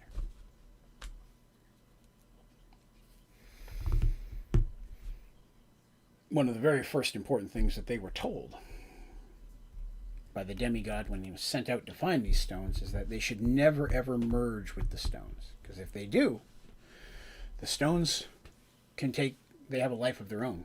They literally take you over. And then you're no longer who you are. You're just a vessel for the stone. But a stone will prey on your wants and desires and your needs and try to give you those things. Because even though you're still you, the stone still is a part of you and it still wants to give you what you want, but maybe in a twisted way of providing it. Michael had lost Dandy. Michael was completely in love with Dandy. And all he wanted was to get her back. He couldn't find her. But he found the stone. And it promised he could get her back forever. Michael says this, by the way. This is what he's telling his friends. They're like in horror. And now you two can join us. And we can all be together. Just like our friends. And as he says that, two figures come walking out from behind the curtains behind him. Clearly dead. Injuries and marks on their faces and skin. One in robes, but with long hair, greenish-brown robes that she enjoyed so much when living in nature. And the other one, long black hair, dual-wielding swords.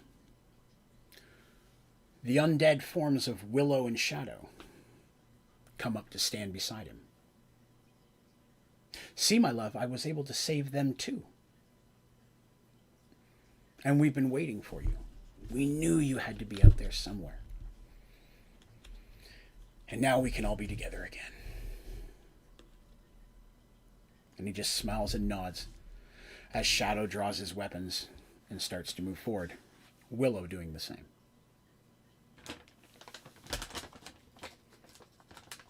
One moment, I need a throat lozenge. All right.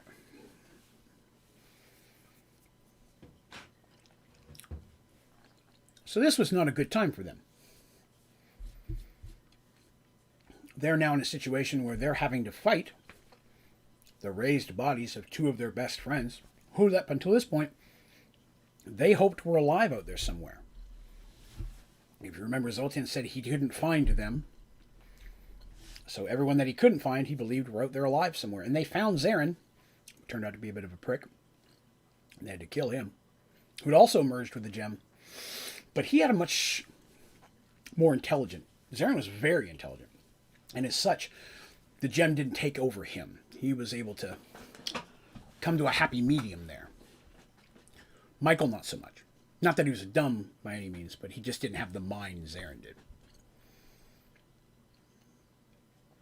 And at this point, they have no choice. They have to fight. And they do. Shadow, just as deadly as he was in life. He was a ranger, doesn't use his bow and arrow at all in this combat, though. He is just dual wielding his swords, and he's the biggest problem. Because at first it's just him and Willow and several other low-level undead that came in. This was the second time I ever actually used a board with tiles, with figures to mark where everyone is. The first time was the battle up in the Flying Citadel. That was the first time that I'd drawn out the Citadel and had everybody use pewter figures to say who was where, and this is how much you could move in your turn, and to give layout. This battle was the second time that I did that.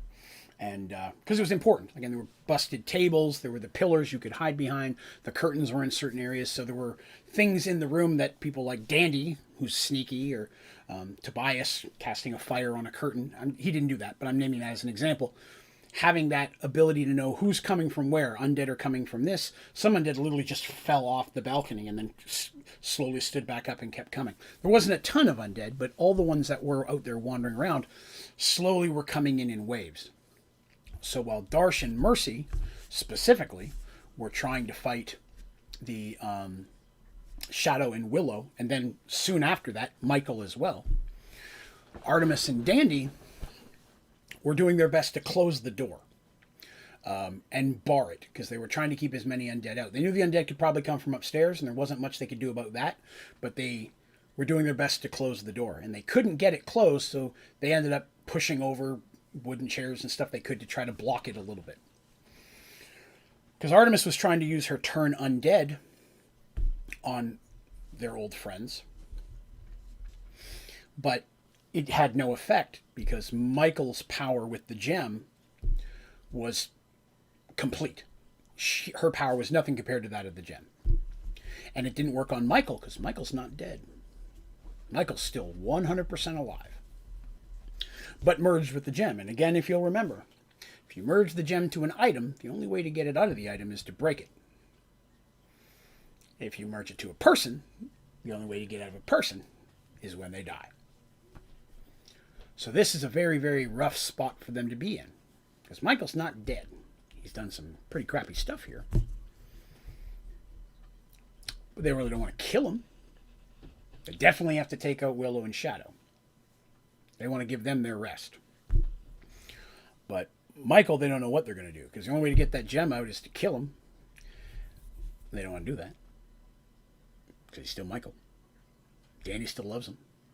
Totally loves Dandy. And in this fight, every chance he gets, he goes after Dandy. His number one goal is, hey, I get to kill you and bring you back, and then we get to live forever. I never have to go through losing you again. That gem has completely corrupted every desire and wish that he has through his grief and completely taken over him at this point. And so they start fighting.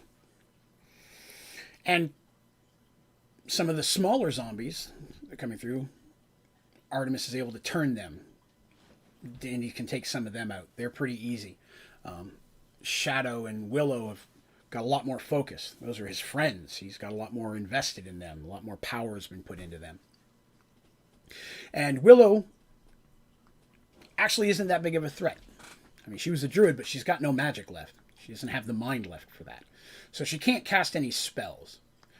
She really just has her staff. And so she was not a big issue. But where she was not that much of a challenge, I mean, you could hit her and such, and she didn't care. She'd still come at you. Shadow more than made up for that. Shadow was, next to Darsh, probably the most damaging character in that party when it came to just pure damage mitigation. So that was a rough spot. So Darsh and Mercy basically took on Willow, and Darsh took on Shadow. Mercy was able to eventually put Willow down relatively easy, but by that point Michael had come into the fight. And now Mercy and Dandy are fighting Michael, while Artemis is trying to cast what spells she can, as well as Tobias. Now Tobias has never met Michael. He doesn't know what's going on. He just knows that thing is a problem, and so he's just straight up trying to kill it. Tobias is not that high of a level mage yet, and he doesn't have any scrolls that do damage. They won't work like that. But he's got his magic missiles, and he can't throw fireball out because he'll catch everybody else on fire. But he is using what spells he has just straight up against Michael. And it's hard for them to say, oh, don't hit him that much. We don't want to kill him. We don't have time to tell the story. Battle ensues. Now, they do have a couple weapons, right? They have a weapon and such. Artemis has her staff. Now, her staff, they learn very quickly, works really well against the undead. When she hits an undead, as long as she can do a certain amount of damage, and that's how I made the staff work. If she rolled a certain amount of damage, doesn't matter where she hit him, whether it's the head, an arm, a foot. If she does a certain amount of damage points, then the magic of the staff basically negates the undeadness of that, and it falters, and it can't be raised again. The life gem versus the death gem. Now, had she had the life gem merged into her, she'd probably be able to just, as well as he has, and they could probably fight that way, but it's merged into her staff, and she's not going to do any of that. She has the life gem. He's got the death gem. And hopefully everybody realized if there was a life gem, eventually we'd see a death gem. I'm hoping this wasn't a complete surprise. Maybe the Michael part. But hopefully the death gem causing all these problems, some of you may have picked up on that. But this battle goes on. Now, Shadow does some pretty good damage to Darsh and Mercy. They take several hits, and while they're at one point they managed to damage his arm well enough that now he's wielding one weapon, he's still fast. Unlike any of the other undead they fought, he moves almost just like Shadow moved. Doesn't have quite the strategy again, because his mind is not all there, but he does have the memories of how to move, and so he's not thinking out plots, and you can hit him and he doesn't care, but he still has the ability to deal the damage and fight like he could. So you hit him, he doesn't feel that, but he does still know how to hit you back. So he is doing some of that. And Michael was a pretty talented fighter himself already, if you'll remember. And the death gem does, like any of the gems, does boost some of your own skills. Even regardless of what gem you merge with, if you're merged with the gem, some of your natural abilities are going to be enhanced just by the magic of the gem. You take the healing stone and put it in, you're going to be a little bit like, it's just how that works. The battle continues. Dandy heartbroken about this because she just realized at some point I'm probably going to have to kill him. I still love him, but I'm probably going to have to kill him, and that makes it really hard. So she a lot of times is focusing on everybody but Michael because she doesn't want to put herself into that situation. She kind of naively wants someone else to have to make that decision for her. Mercy and Darsh are happy to make that decision. I mean, not happy. Let me take that back. They're more than able to make that decision. They don't want to hurt him either. They only knew him for a short time, one of them more than the other, but they also know how many other lives. They're more big picture. But Michael scores a very big hit on Mercy, and Mercy goes down. Cuts her quite a bit, to the point that she goes down and she's unconscious from the hit. A big enough hit that did that. So now it's just Darsh and Dandy against Shadow and Michael. And I'll be honest, Darsh, while really good, probably equal with Shadow. Dandy, not so much with Michael. Probably could if it wasn't a situation where she really doesn't want to hurt him. Like, she's trying to beat him without really trying to hurt him. She's got that handicap. Artemis and Tobias are in a pickle. Tobias is running out of spells. He's at the point where he's going to have to either melee or whatever. But whatever few zombies still trickle in, he's doing a lot of dealing with that, and Artemis is trying to help. But Artemis is in a spot. She sees Mercy laying on the ground. Dandy and Shadow, Dandy, Darsh fighting Shadow and Mercy. And then Michael successfully gets a big cut on Dandy, cutting her on the side. And as she goes back, he steps in and tries to stab, like right through her heart. She's very dexterous. She managed to throw herself backwards, but now she's scrambling, trying to get up as he's just marching forward. And Artemis can see bleeding. She wants to heal, but they're being outmatched, and she can hear the shuffling of more undead back through that little barricade they made, and know it's only a matter of time before they come in. She's being overwhelmed, and they're losing. This is one of the first battles in a while since they fought the Undead Minotaur. Undead Minotaur. Hopefully you're seeing where I'm putting this. The Undead Minotaur. The first time they fought him, where they're really just losing a fight. They're usually pretty talented. They may lose a little bit for a few rounds, but they're just being outmatched here. And it's only time before they lose. Artemis is searching through her spells. She's praying to her God to give her guidance. Please give me the power to defeat this. I am a God of healing and life. That is at this point a minion of death. It's what we're here to do. Please give me what I need to defeat it. And that's when Artemis hears a voice in her head that says, your God can't help you right now, but I can.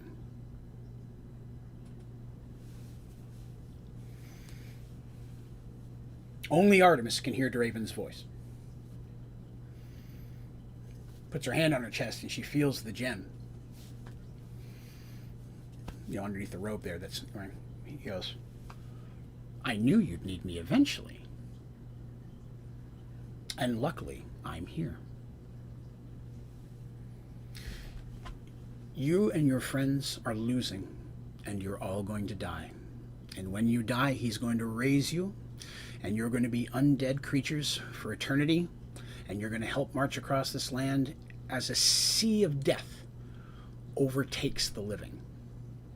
That is the future before you now. But I can show you how to beat him. I can help you beat him, and I can show you a way to do it and save his life. But if I do this, if I help you survive this, I help you defeat him, and I help you save his life, there will come a day when I will need your help. And regardless of what is going on in the world, what is happening with you and your friends and your God, you will drop everything to come help me. This is the offer that I'm making you. And this is your choice. You must remember, whatever you choose, it was always your choice.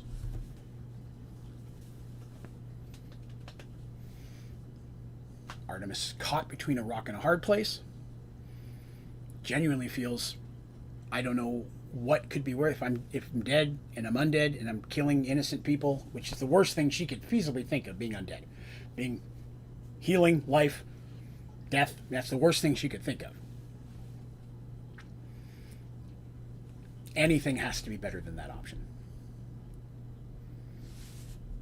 And so she whispers, I accept.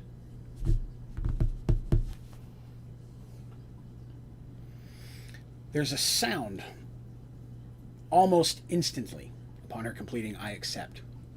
In her ears, like 1,000 mirrors and windows shattering. The sound of glass exploding. Nothing explodes. It's purely in her ears. She hears this. She feels a warmth on her chest.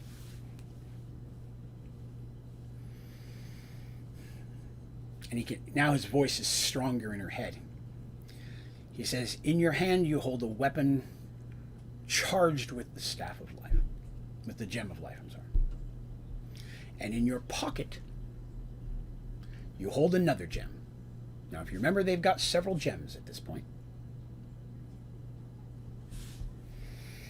They have the water gem, they got the fire gem, and then the gem that they got from the dragon area up in there was the wind gem, if I'm correct. But in her hand and in her pocket, in her satchel, she's the one that's currently carrying them. They don't have them in the chest of holding because they did not, in case that ever got lost or something happened to blow it up. She carries most of the gems. She's made sure of that. Doesn't know why, but she does. They trust her, of course. She stays out of combat. Less likely she'll lose them. He says, you're going to have to merge yourself with the gem. Now, she speaks aloud, even though he's speaking in her mind. And all this stuff's going on. Tobias casting spells. People are fighting. Dandy's trying to stay alive. This conversation goes by very, very quickly. And we're still rolling combat while all this is happening. Still things going on. Mercy finally wakes up a little bit, but she's pretty hurt. She manages to jump in and help defend Dandy. It's now the two of them against Michael, but neither one of them are at tip-top shape. And Michael really hasn't taken much damage at this point.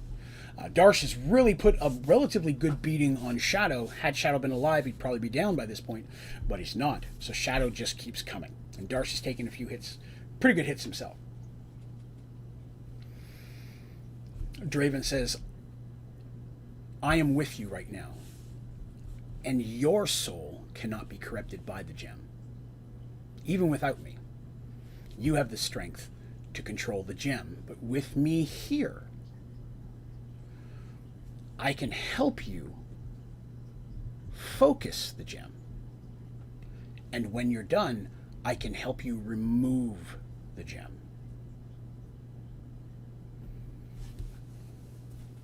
She says aloud, how do you know so much about these?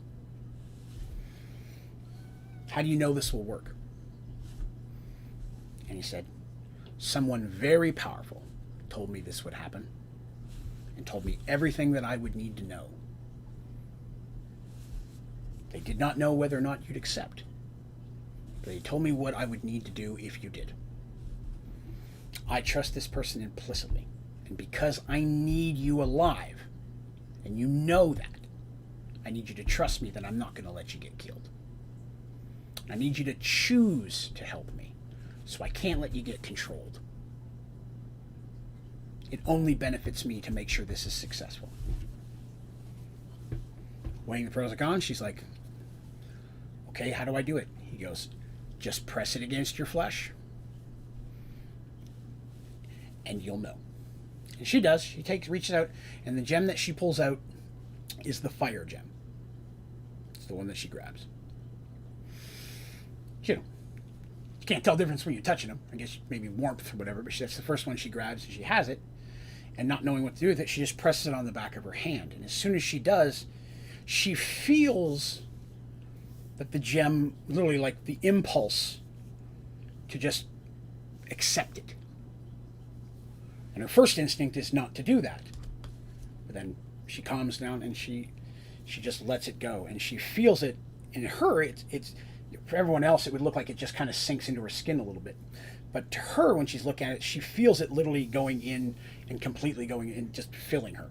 She feels the magic spreading through her, and it feels like heat. She feels like she's on fire. Not in a painful way, but she can feel the heat and the flames like she's standing in the middle of a bonfire, but not burning.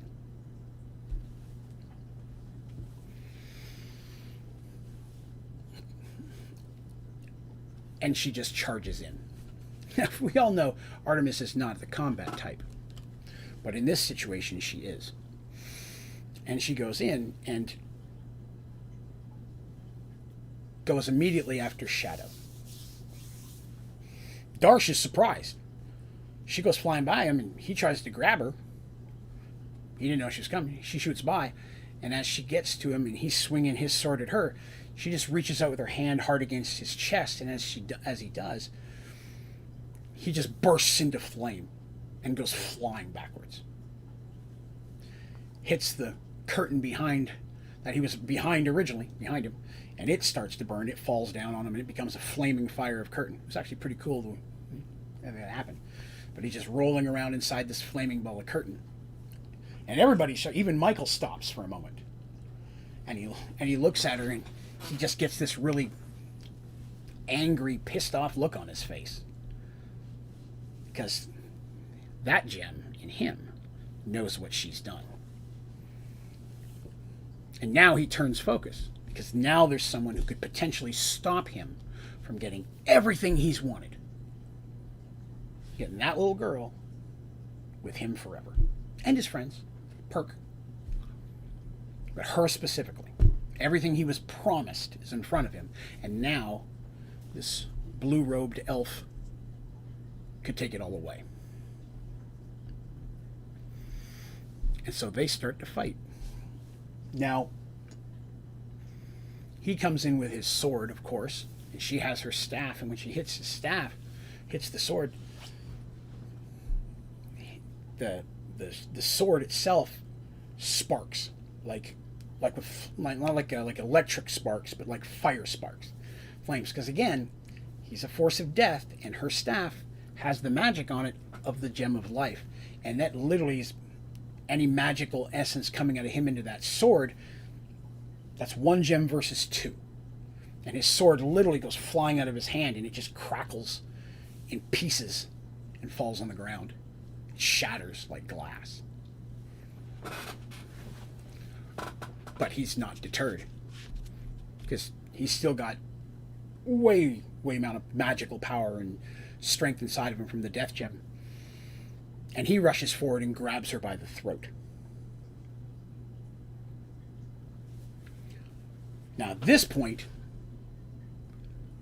everybody else, that moment of shock, because this all happens in a quick round. And I want to tell you that when I was having this conversation with the character that runs Artemis, the other person who runs Dandy and Mercy did not know this conversation was going on. This was a conversation that we had in a separate room and through the passing of notes. The person who runs Artemis does run Darsh, so she had to run Darsh like Darsh didn't know this, but both of the girls that play these were phenomenal at separating their characters and running one character as if it didn't know what the other character did. Probably better than anybody I've ever played with. And there's been a lot of good players over the years, but they were phenomenal at being able to separate two characters at once. That's why we just kept doing it, and I didn't break them down to just one.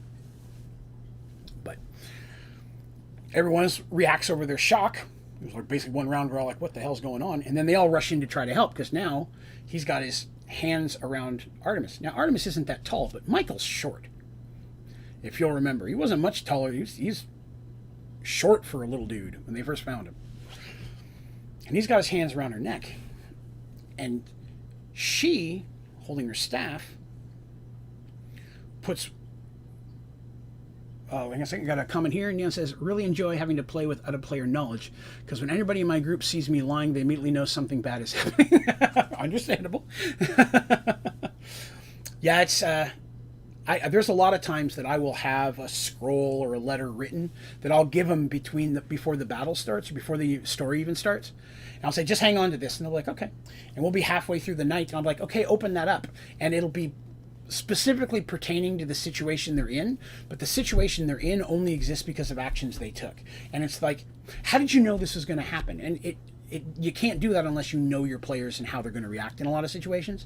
I do my very best not to railroad people, but it's also very easy to write a story to someone's strengths and weaknesses, if you will. So it's when you know someone well enough, you're like, I know what they do in this situation, I'll write it so that this would be the repercussion, while always being prepared that out of the blue they may choose something different, like not tell anyone that they met Draven. That threw me. I had to change that whole thing up a little bit, but for the better. For the better. He's got his hands around her throat, and he's trying to squeeze the life out of her. She puts her staff against his chest and her hand on his head. Because he's shorter than her. That's what his legs for. That can't touch the gem. But the way she's doing it, her hand with the gem on it is sitting on top of his head. And in her mind, she's hearing Draven. And he's coaching her. And for all intents and purposes, they had, between Michael and Artemis, they had multiple rounds of combat inside their minds. So everyone else had 1 round to react to what was going on, but they had 5 rounds in their mind to do different things, to try different things, to try to defeat each other in different ways. Through conjuring, because they're on like a second, there's the physical battlefield, but there's a mental battlefield where the gems are fighting based on their wills. And there were rolls. I think there was paper, rock, scissors at one point. There were several things we did to determine when and Artemis had to do a certain thing a certain amount of times, and it was a mechanic. A roll, paper, rock, scissors, had to do a certain thing a certain amount of times before he did it to win. So there was always the opportunity that she was going to lose. And that's important to me. If there's no real threat that you're going to lose, or that someone you care about is going to get lost in any form of story or game, if you know you're always going to live, you are not going to act the same way. You also can't get invested. If you know that a character is going to come back from the dead over and over and over again, then someone dying isn't impressive anymore. So sometimes somebody has to die and stay dead.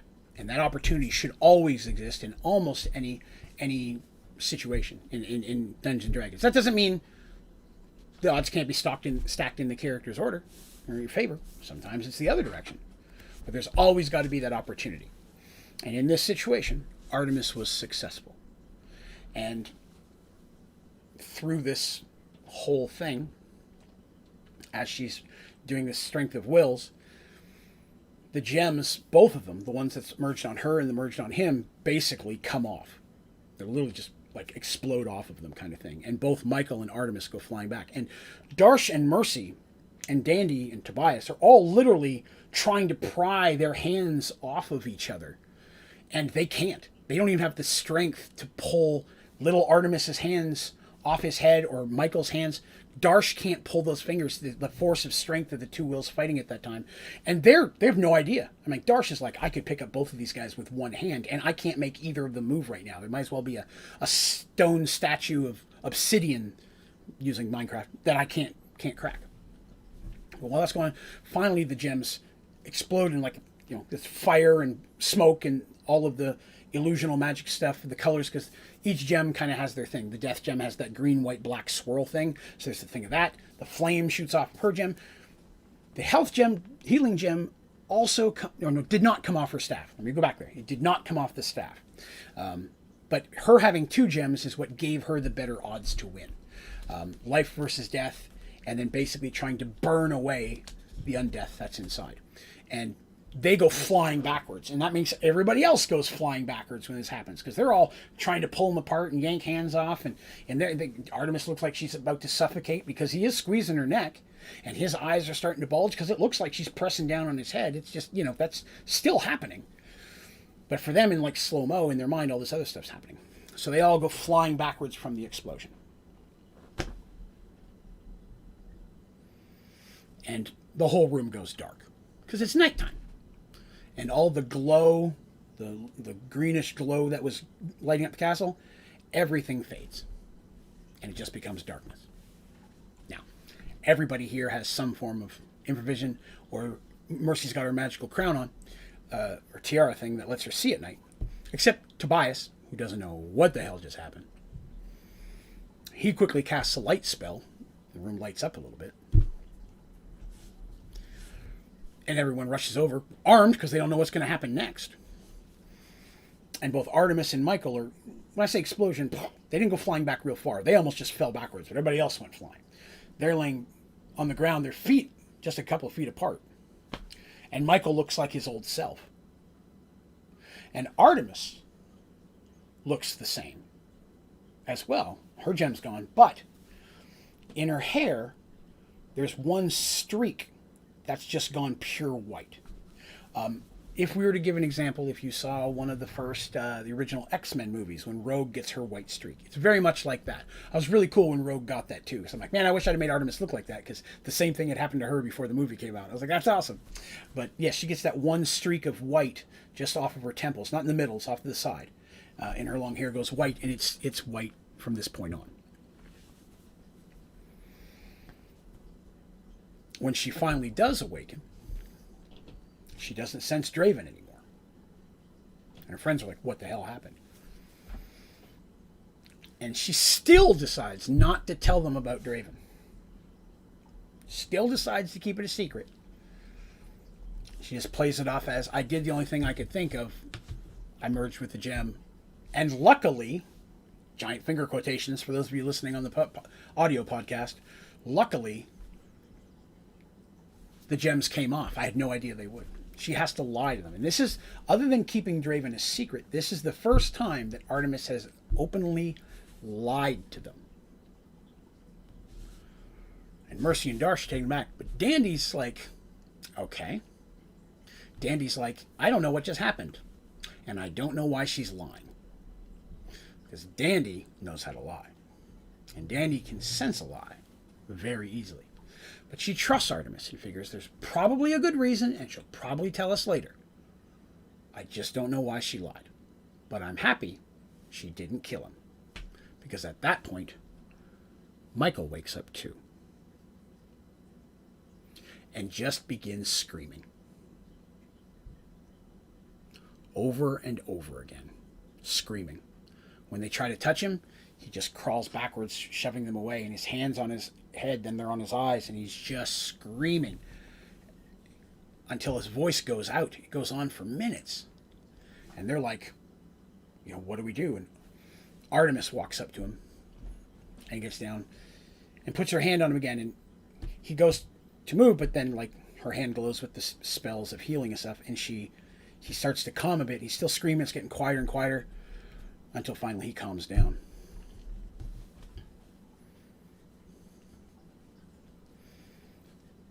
Tobias, at this point, gets filled in by Darsh. Darsh takes him aside and says, okay, listen, let me tell you who this is and why this is happening. He knows a little bit about the gems. I mean, obviously he's traveled with them enough and he knows a bit about it, but he doesn't know the whole story of everything. They haven't told everything about Zoltan, but Darsh fills him in on the key points that he needs to know. Michael, Dandy were a thing. They were part of it, so on and so forth. Once Michael calms down and they're able to talk to him, they learn through what little he can speak, because he's very raspy from all the screaming, and occasionally he has to stop and his eyes just focus, and he gets this horrid look on his face like he's just seeing the most horrifying thing in the world. And they learn that when the Citadel fell, he survived. And he crawled out. Took him a while to dig his way out. And by this point, a lot of things had fled. The battle had ended. People had moved off. It took him, he was deep under there, and it took him a while to dig himself out, probably days. And as he was almost out, his hand touched something that literally might have been like someone shoved a knife of ice right through his hand. He recoiled back because he's in the darkness, but it glowed. And at that point, he sensed not as much a voice, but an idea. You've lost the one you love. She's lost in here. She could be dead. What if you could bring her back? What if you could save her and your friends? Because by this point, he had found the body of Willow. And in grief, because he assumed everyone had died at this point, the gem merged with him, promising that together they could find her and bring her back. And once they did merge, he found Shadow, was able to raise her, as well as many of the different bodies and such that were on the battlefield. By this point, most people of the battle had mostly cleared out. Even the humanoids had left. And he'd raised what dead bodies were around him. He was still new to the gem. He didn't have quite the strength. He wasn't fully merged with it yet, but he was able to raise Shadow and Willow, but he couldn't find Dandy. And the gem let him know that she wasn't there. She was out there somewhere. And he's like, well, I have to find her. And he realized that each body that he raised, he could see through their eyes. He could hear what they heard. And he had to find Dandy. So the more people he raised, the more likely he was to find her. And that became the driving force. And he wandered, and he took them with him. He wandered through until he ended up in the mountains, and the gem led him to this place. And he sat there and he sent out his armies to find Dandy, claiming victims along the way, each one being a new set of eyes and a new set of ears to hopefully find Dandy. And then he was elated to see her in the battle. She was there. She was alive. And he knew that at that point, he could stop and wait, because it would only be a matter of time before they came to him. That's why the undead stopped in the village. He didn't have to move forward anymore. Now he could just wait, because she would definitely come to him, because it was promised that he would get her back and they'd be able to live together forever.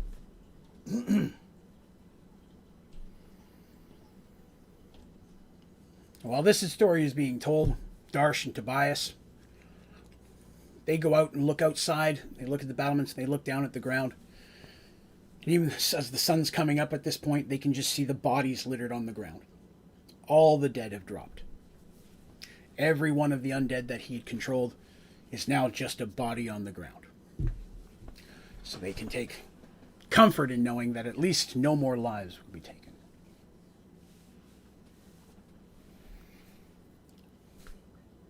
They spend a day there, basically recouping. They're all pretty injured. Artemis heals up what she can. Luckily, that life staff of hers helps out a lot, and they use what magic they can to heal up. And through most of it, Michael stays away. Sometimes he'll let Dandy get a little close, but sometimes they hear him talking to himself.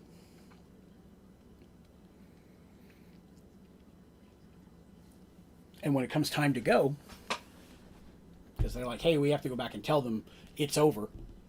At this point, by the way, they've claimed the gems again, and they now have the death gem in their possession. That one they lock up nice and tight down in the chest of holding. And at that point, they decide, because the temptation might be too strong from the others, that all the gems, except for the one that's obviously on Artemis' staff, need to stay inside the chest of holding from this point, because they're just too dangerous, and they may be tempted to merge with them again. Because they are under the assumption that maybe one of the gems tried to take over Artemis, but luckily she was strong enough to fight it, because again, they don't know anything about Draven. During that same day period while they're there, Artemis makes a very startling discovery. Well, you find some water or something and she's washing off. She realizes the necklace is gone. Chain and all.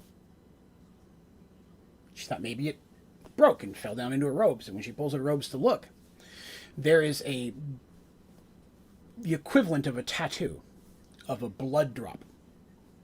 Just a little bit off center on her chest, where the necklace had rested. And it's permanent. Red blood drop tattoo.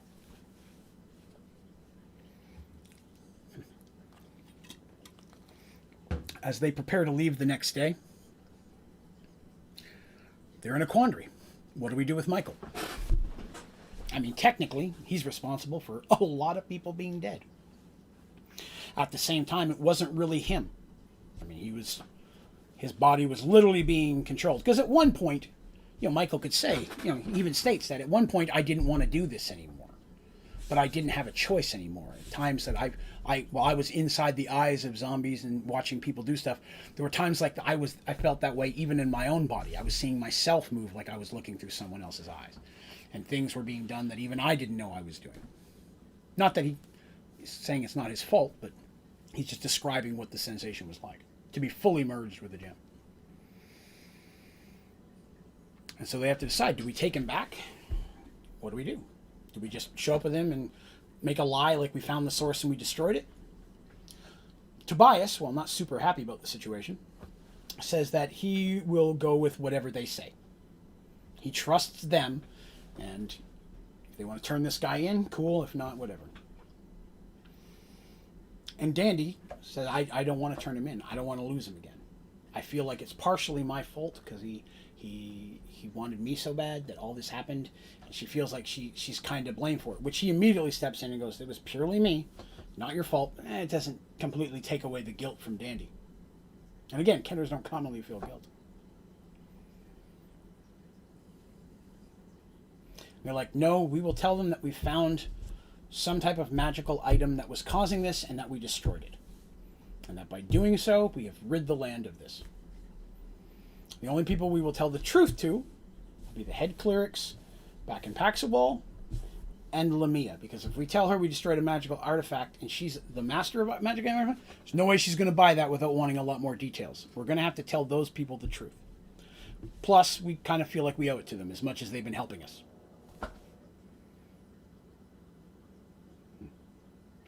So,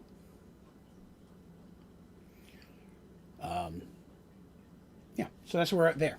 So we're like, okay, that's what we'll tell him, and we'll say that Michael's someone we picked up on the way. He was helping out, and Michael steps in and says, that won't be happening.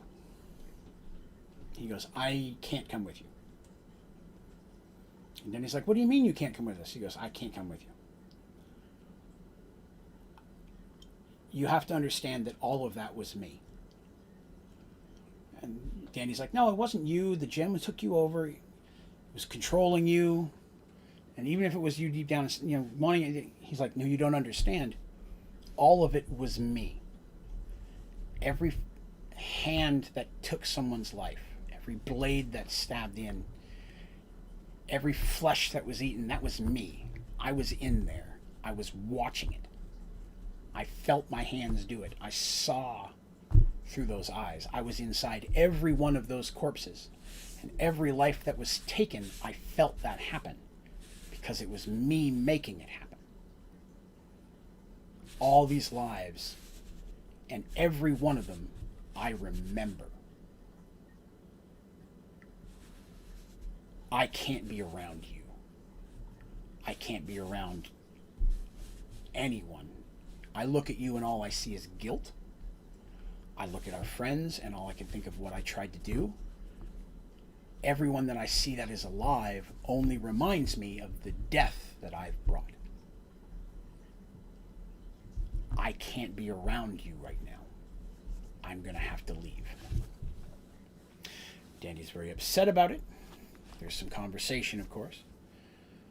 But Danny understands, and he promises that she'll see him again.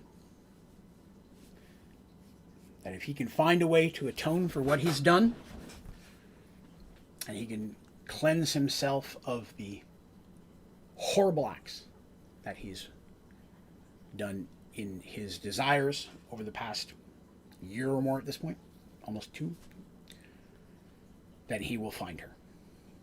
But he promises that he will find her. At least she will see him again in the future. She's very upset about it.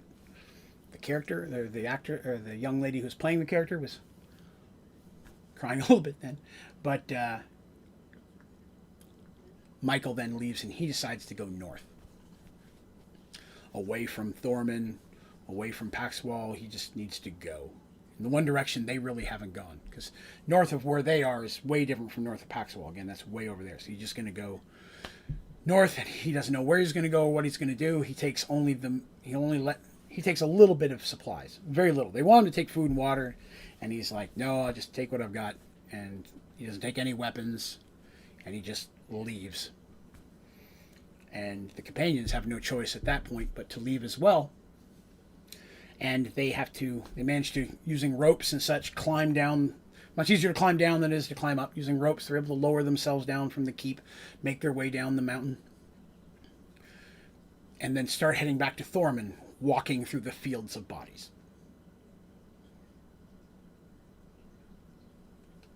And it takes them quite some time. But eventually they catch up to the rest of the living, the army that's still in almost the same position it was at before. It's moved forward now because all the undead fell. They moved forward to see what was going on. The townsman of Pine Ridge is no longer in flame. They're able to put that out, but they're still in defensive because they don't know if these bodies are going to pop back up again. And when the companions are able to say, no, we found the source, this magical artifact, they had their story straight, and we destroyed it, and there'll be no more undead. It's completely obliterated, exploded into dust. There's not even pieces left. So the army is going to still stay there and watch and try to help put things back together. There's a lot of dead to be dealt with. There's going to be a lot of smelly. and carrion, and they could attack a lot of monsters that they don't want in this area. So they have a very, very humongous amount of work ahead of them to clean up all of this. But the companions, as well as the clerics, most of the clerics and the mages and the minotaurs, head back towards Thorman at this point because they've done what they're supposed to do. Paxawal, many of the soldiers and such are going to stay and help Thorman with this endeavor, but anybody of rank and that doesn't need to be there, they send back to the city at this point because there's still going to be a lot of refugees. They're going to have to resettle and figure that out. And our companions head back to Thorman, and that is where we will call it today, because next week we will start. We'll finish, or sorry, not next. 2 weeks from today, we will start over when they return to Thorman, what happens there, and the next segment in their search for the rest of these gems. And then now dealing with an incredible sense of loss, because they know that Michael, what he's been through, and he's out there. Shadow and Willow are dead for sure now, so they know what's happened to all their companions. Shadow and Willow are dead, Zaren's dead, but that was kind of their fault. Fig is chilling out up there in New Gullyville. These four, of course, are here. They know Firemoon's alive. They haven't spoken with anybody in Firemoon's kingdom, but they know he made it. But now they at least know where everyone is. But they feel like they lost 3 friends today. Michael as well, because as much as he said he'll be back one day, who knows? Not even Draven, maybe. Me, Draven, not the character Draven. And Artemis has made a bargain that will undoubtedly come back to her in the future. So that is where we're going to call it for today. We've been running about 2.5 hours today, but I definitely wanted to get the Michael part of the story out. This was one of my favorite segments that we actually played. Hopefully it came across even an inkling of how well it came across when we actually played it, because it was very emotional for them, and they really got into the story and had a big one of the first times we had a big emotional effect on the characters, or on the players, more than the characters. So hopefully that translated well somewhat to the story, and I'm hoping you guys enjoyed what we've heard today. Next Mergeworlds, episode 17, will be 2 weeks from today. Today being Sunday, what is today? June the 21st. I will have this up on Spotify and on iTunes within the next 24 hours, probably sometime tomorrow. So again, if you'd like to rehear this and you don't really want to watch the video, definitely recommend checking me out on iTunes and Spotify. Just do a search for Mergedworlds, Mergedworlds, all one word. If you enjoy the Mergeworlds stories, it would help me out a lot if you wouldn't mind going and following or subscribing on iTunes or Spotify, whichever one it is. The more people that follow these type of things, the more their algorithms will advertise it to other people. So the more people I can get to do that, the more people will get a chance to see Mergeworlds. But thank you all for joining me very much. Again, I'd like to say, if you haven't joined the Discord yet, please be sure to do that. Go to Onlydraven.com. There's a button at the top of the page, near the top of the page, that'll let you right into the Discord. We talk about Mergeworlds. We talk about Minecraft, video games, Dungeons and Dragons in general. I'd love to talk with you guys. You got questions about the story or about the characters, you want me to clarify something, I can go into more detail on some things that happened. If you're a D&D player, you'd like to know some more of the mechanics about how some of the magic item works, the spell works, or how I do combat, things like that, please feel free to hit me up on the Discord and ask questions like that. As long as it doesn't give away anything in the story, I'm happy to go into as much detail as I can. I have stats for a lot of the magic items and artifacts that I've created. If it's something you might like to even run into your own campaign or use a version of it, I don't mind that in the least. As well, if you would mind hitting the website, trying to be much more active on Twitter, really trying to grow Twitter. So if you have a Twitter account, I would love it if you would go to @Onlydraven on Twitter, give it a follow. If you see any of these things, you like the story and you want to share it, reposting and liking and things like that really helps people see the channel and gets the story out there to more people. It's definitely Spotify already in just the week has had more people than have watched it on iTunes in the last 2 months. So Spotify is a great spot to get it in there. And I see that Neon said he's going to be hitting Spotify pretty hard this week, and I appreciate that. So feel free to listen, and if you have any questions, hit me up on that. But if you could hit me at Twitter as well, or follow me on Spotify or iTunes, definitely I'd like to get the story out there to more people. On the website, we also have Merged World merchandise. I'm wearing that here. It's the Merged World icon. We'll have some more Merged World stuff in the future, but we have a bunch of cool stuff on the Onlydraven gaming store that's also on onlydraven.com. We also have the Pride merch that's out this month. So we've got some stuff celebrating Pride Month. What else? Thank you again, everyone, for coming and watching and listening. If you enjoyed the stream today, click like. I appreciate that as well as subscribing to the channel. Welcome again, our new member, Turtle Master 326. Really appreciate you joining up and being part of the membership. If you're interested in having an Onlydraven Gaming membership and being one of Draven's Dragons, just go to Onlydraven Gaming on YouTube. You'll see a join button. If you click on that, you'll see all the different perks and bonuses that come with the membership. There are a lot, and I'm always looking to add more. So thank you very much. Special thank again to my members for helping me keep the lights on and all this running. And an extra special thank you to my moderators for helping me keep everything going correctly. So I'm going to call that a day. Thank you all again so much for listening. I look forward to sharing this again with you in 2 more weeks. We'll be on tomorrow night for some Minecraft streams, so hopefully we'll see some of you then. You all have yourselves a great night, and we will see you soon.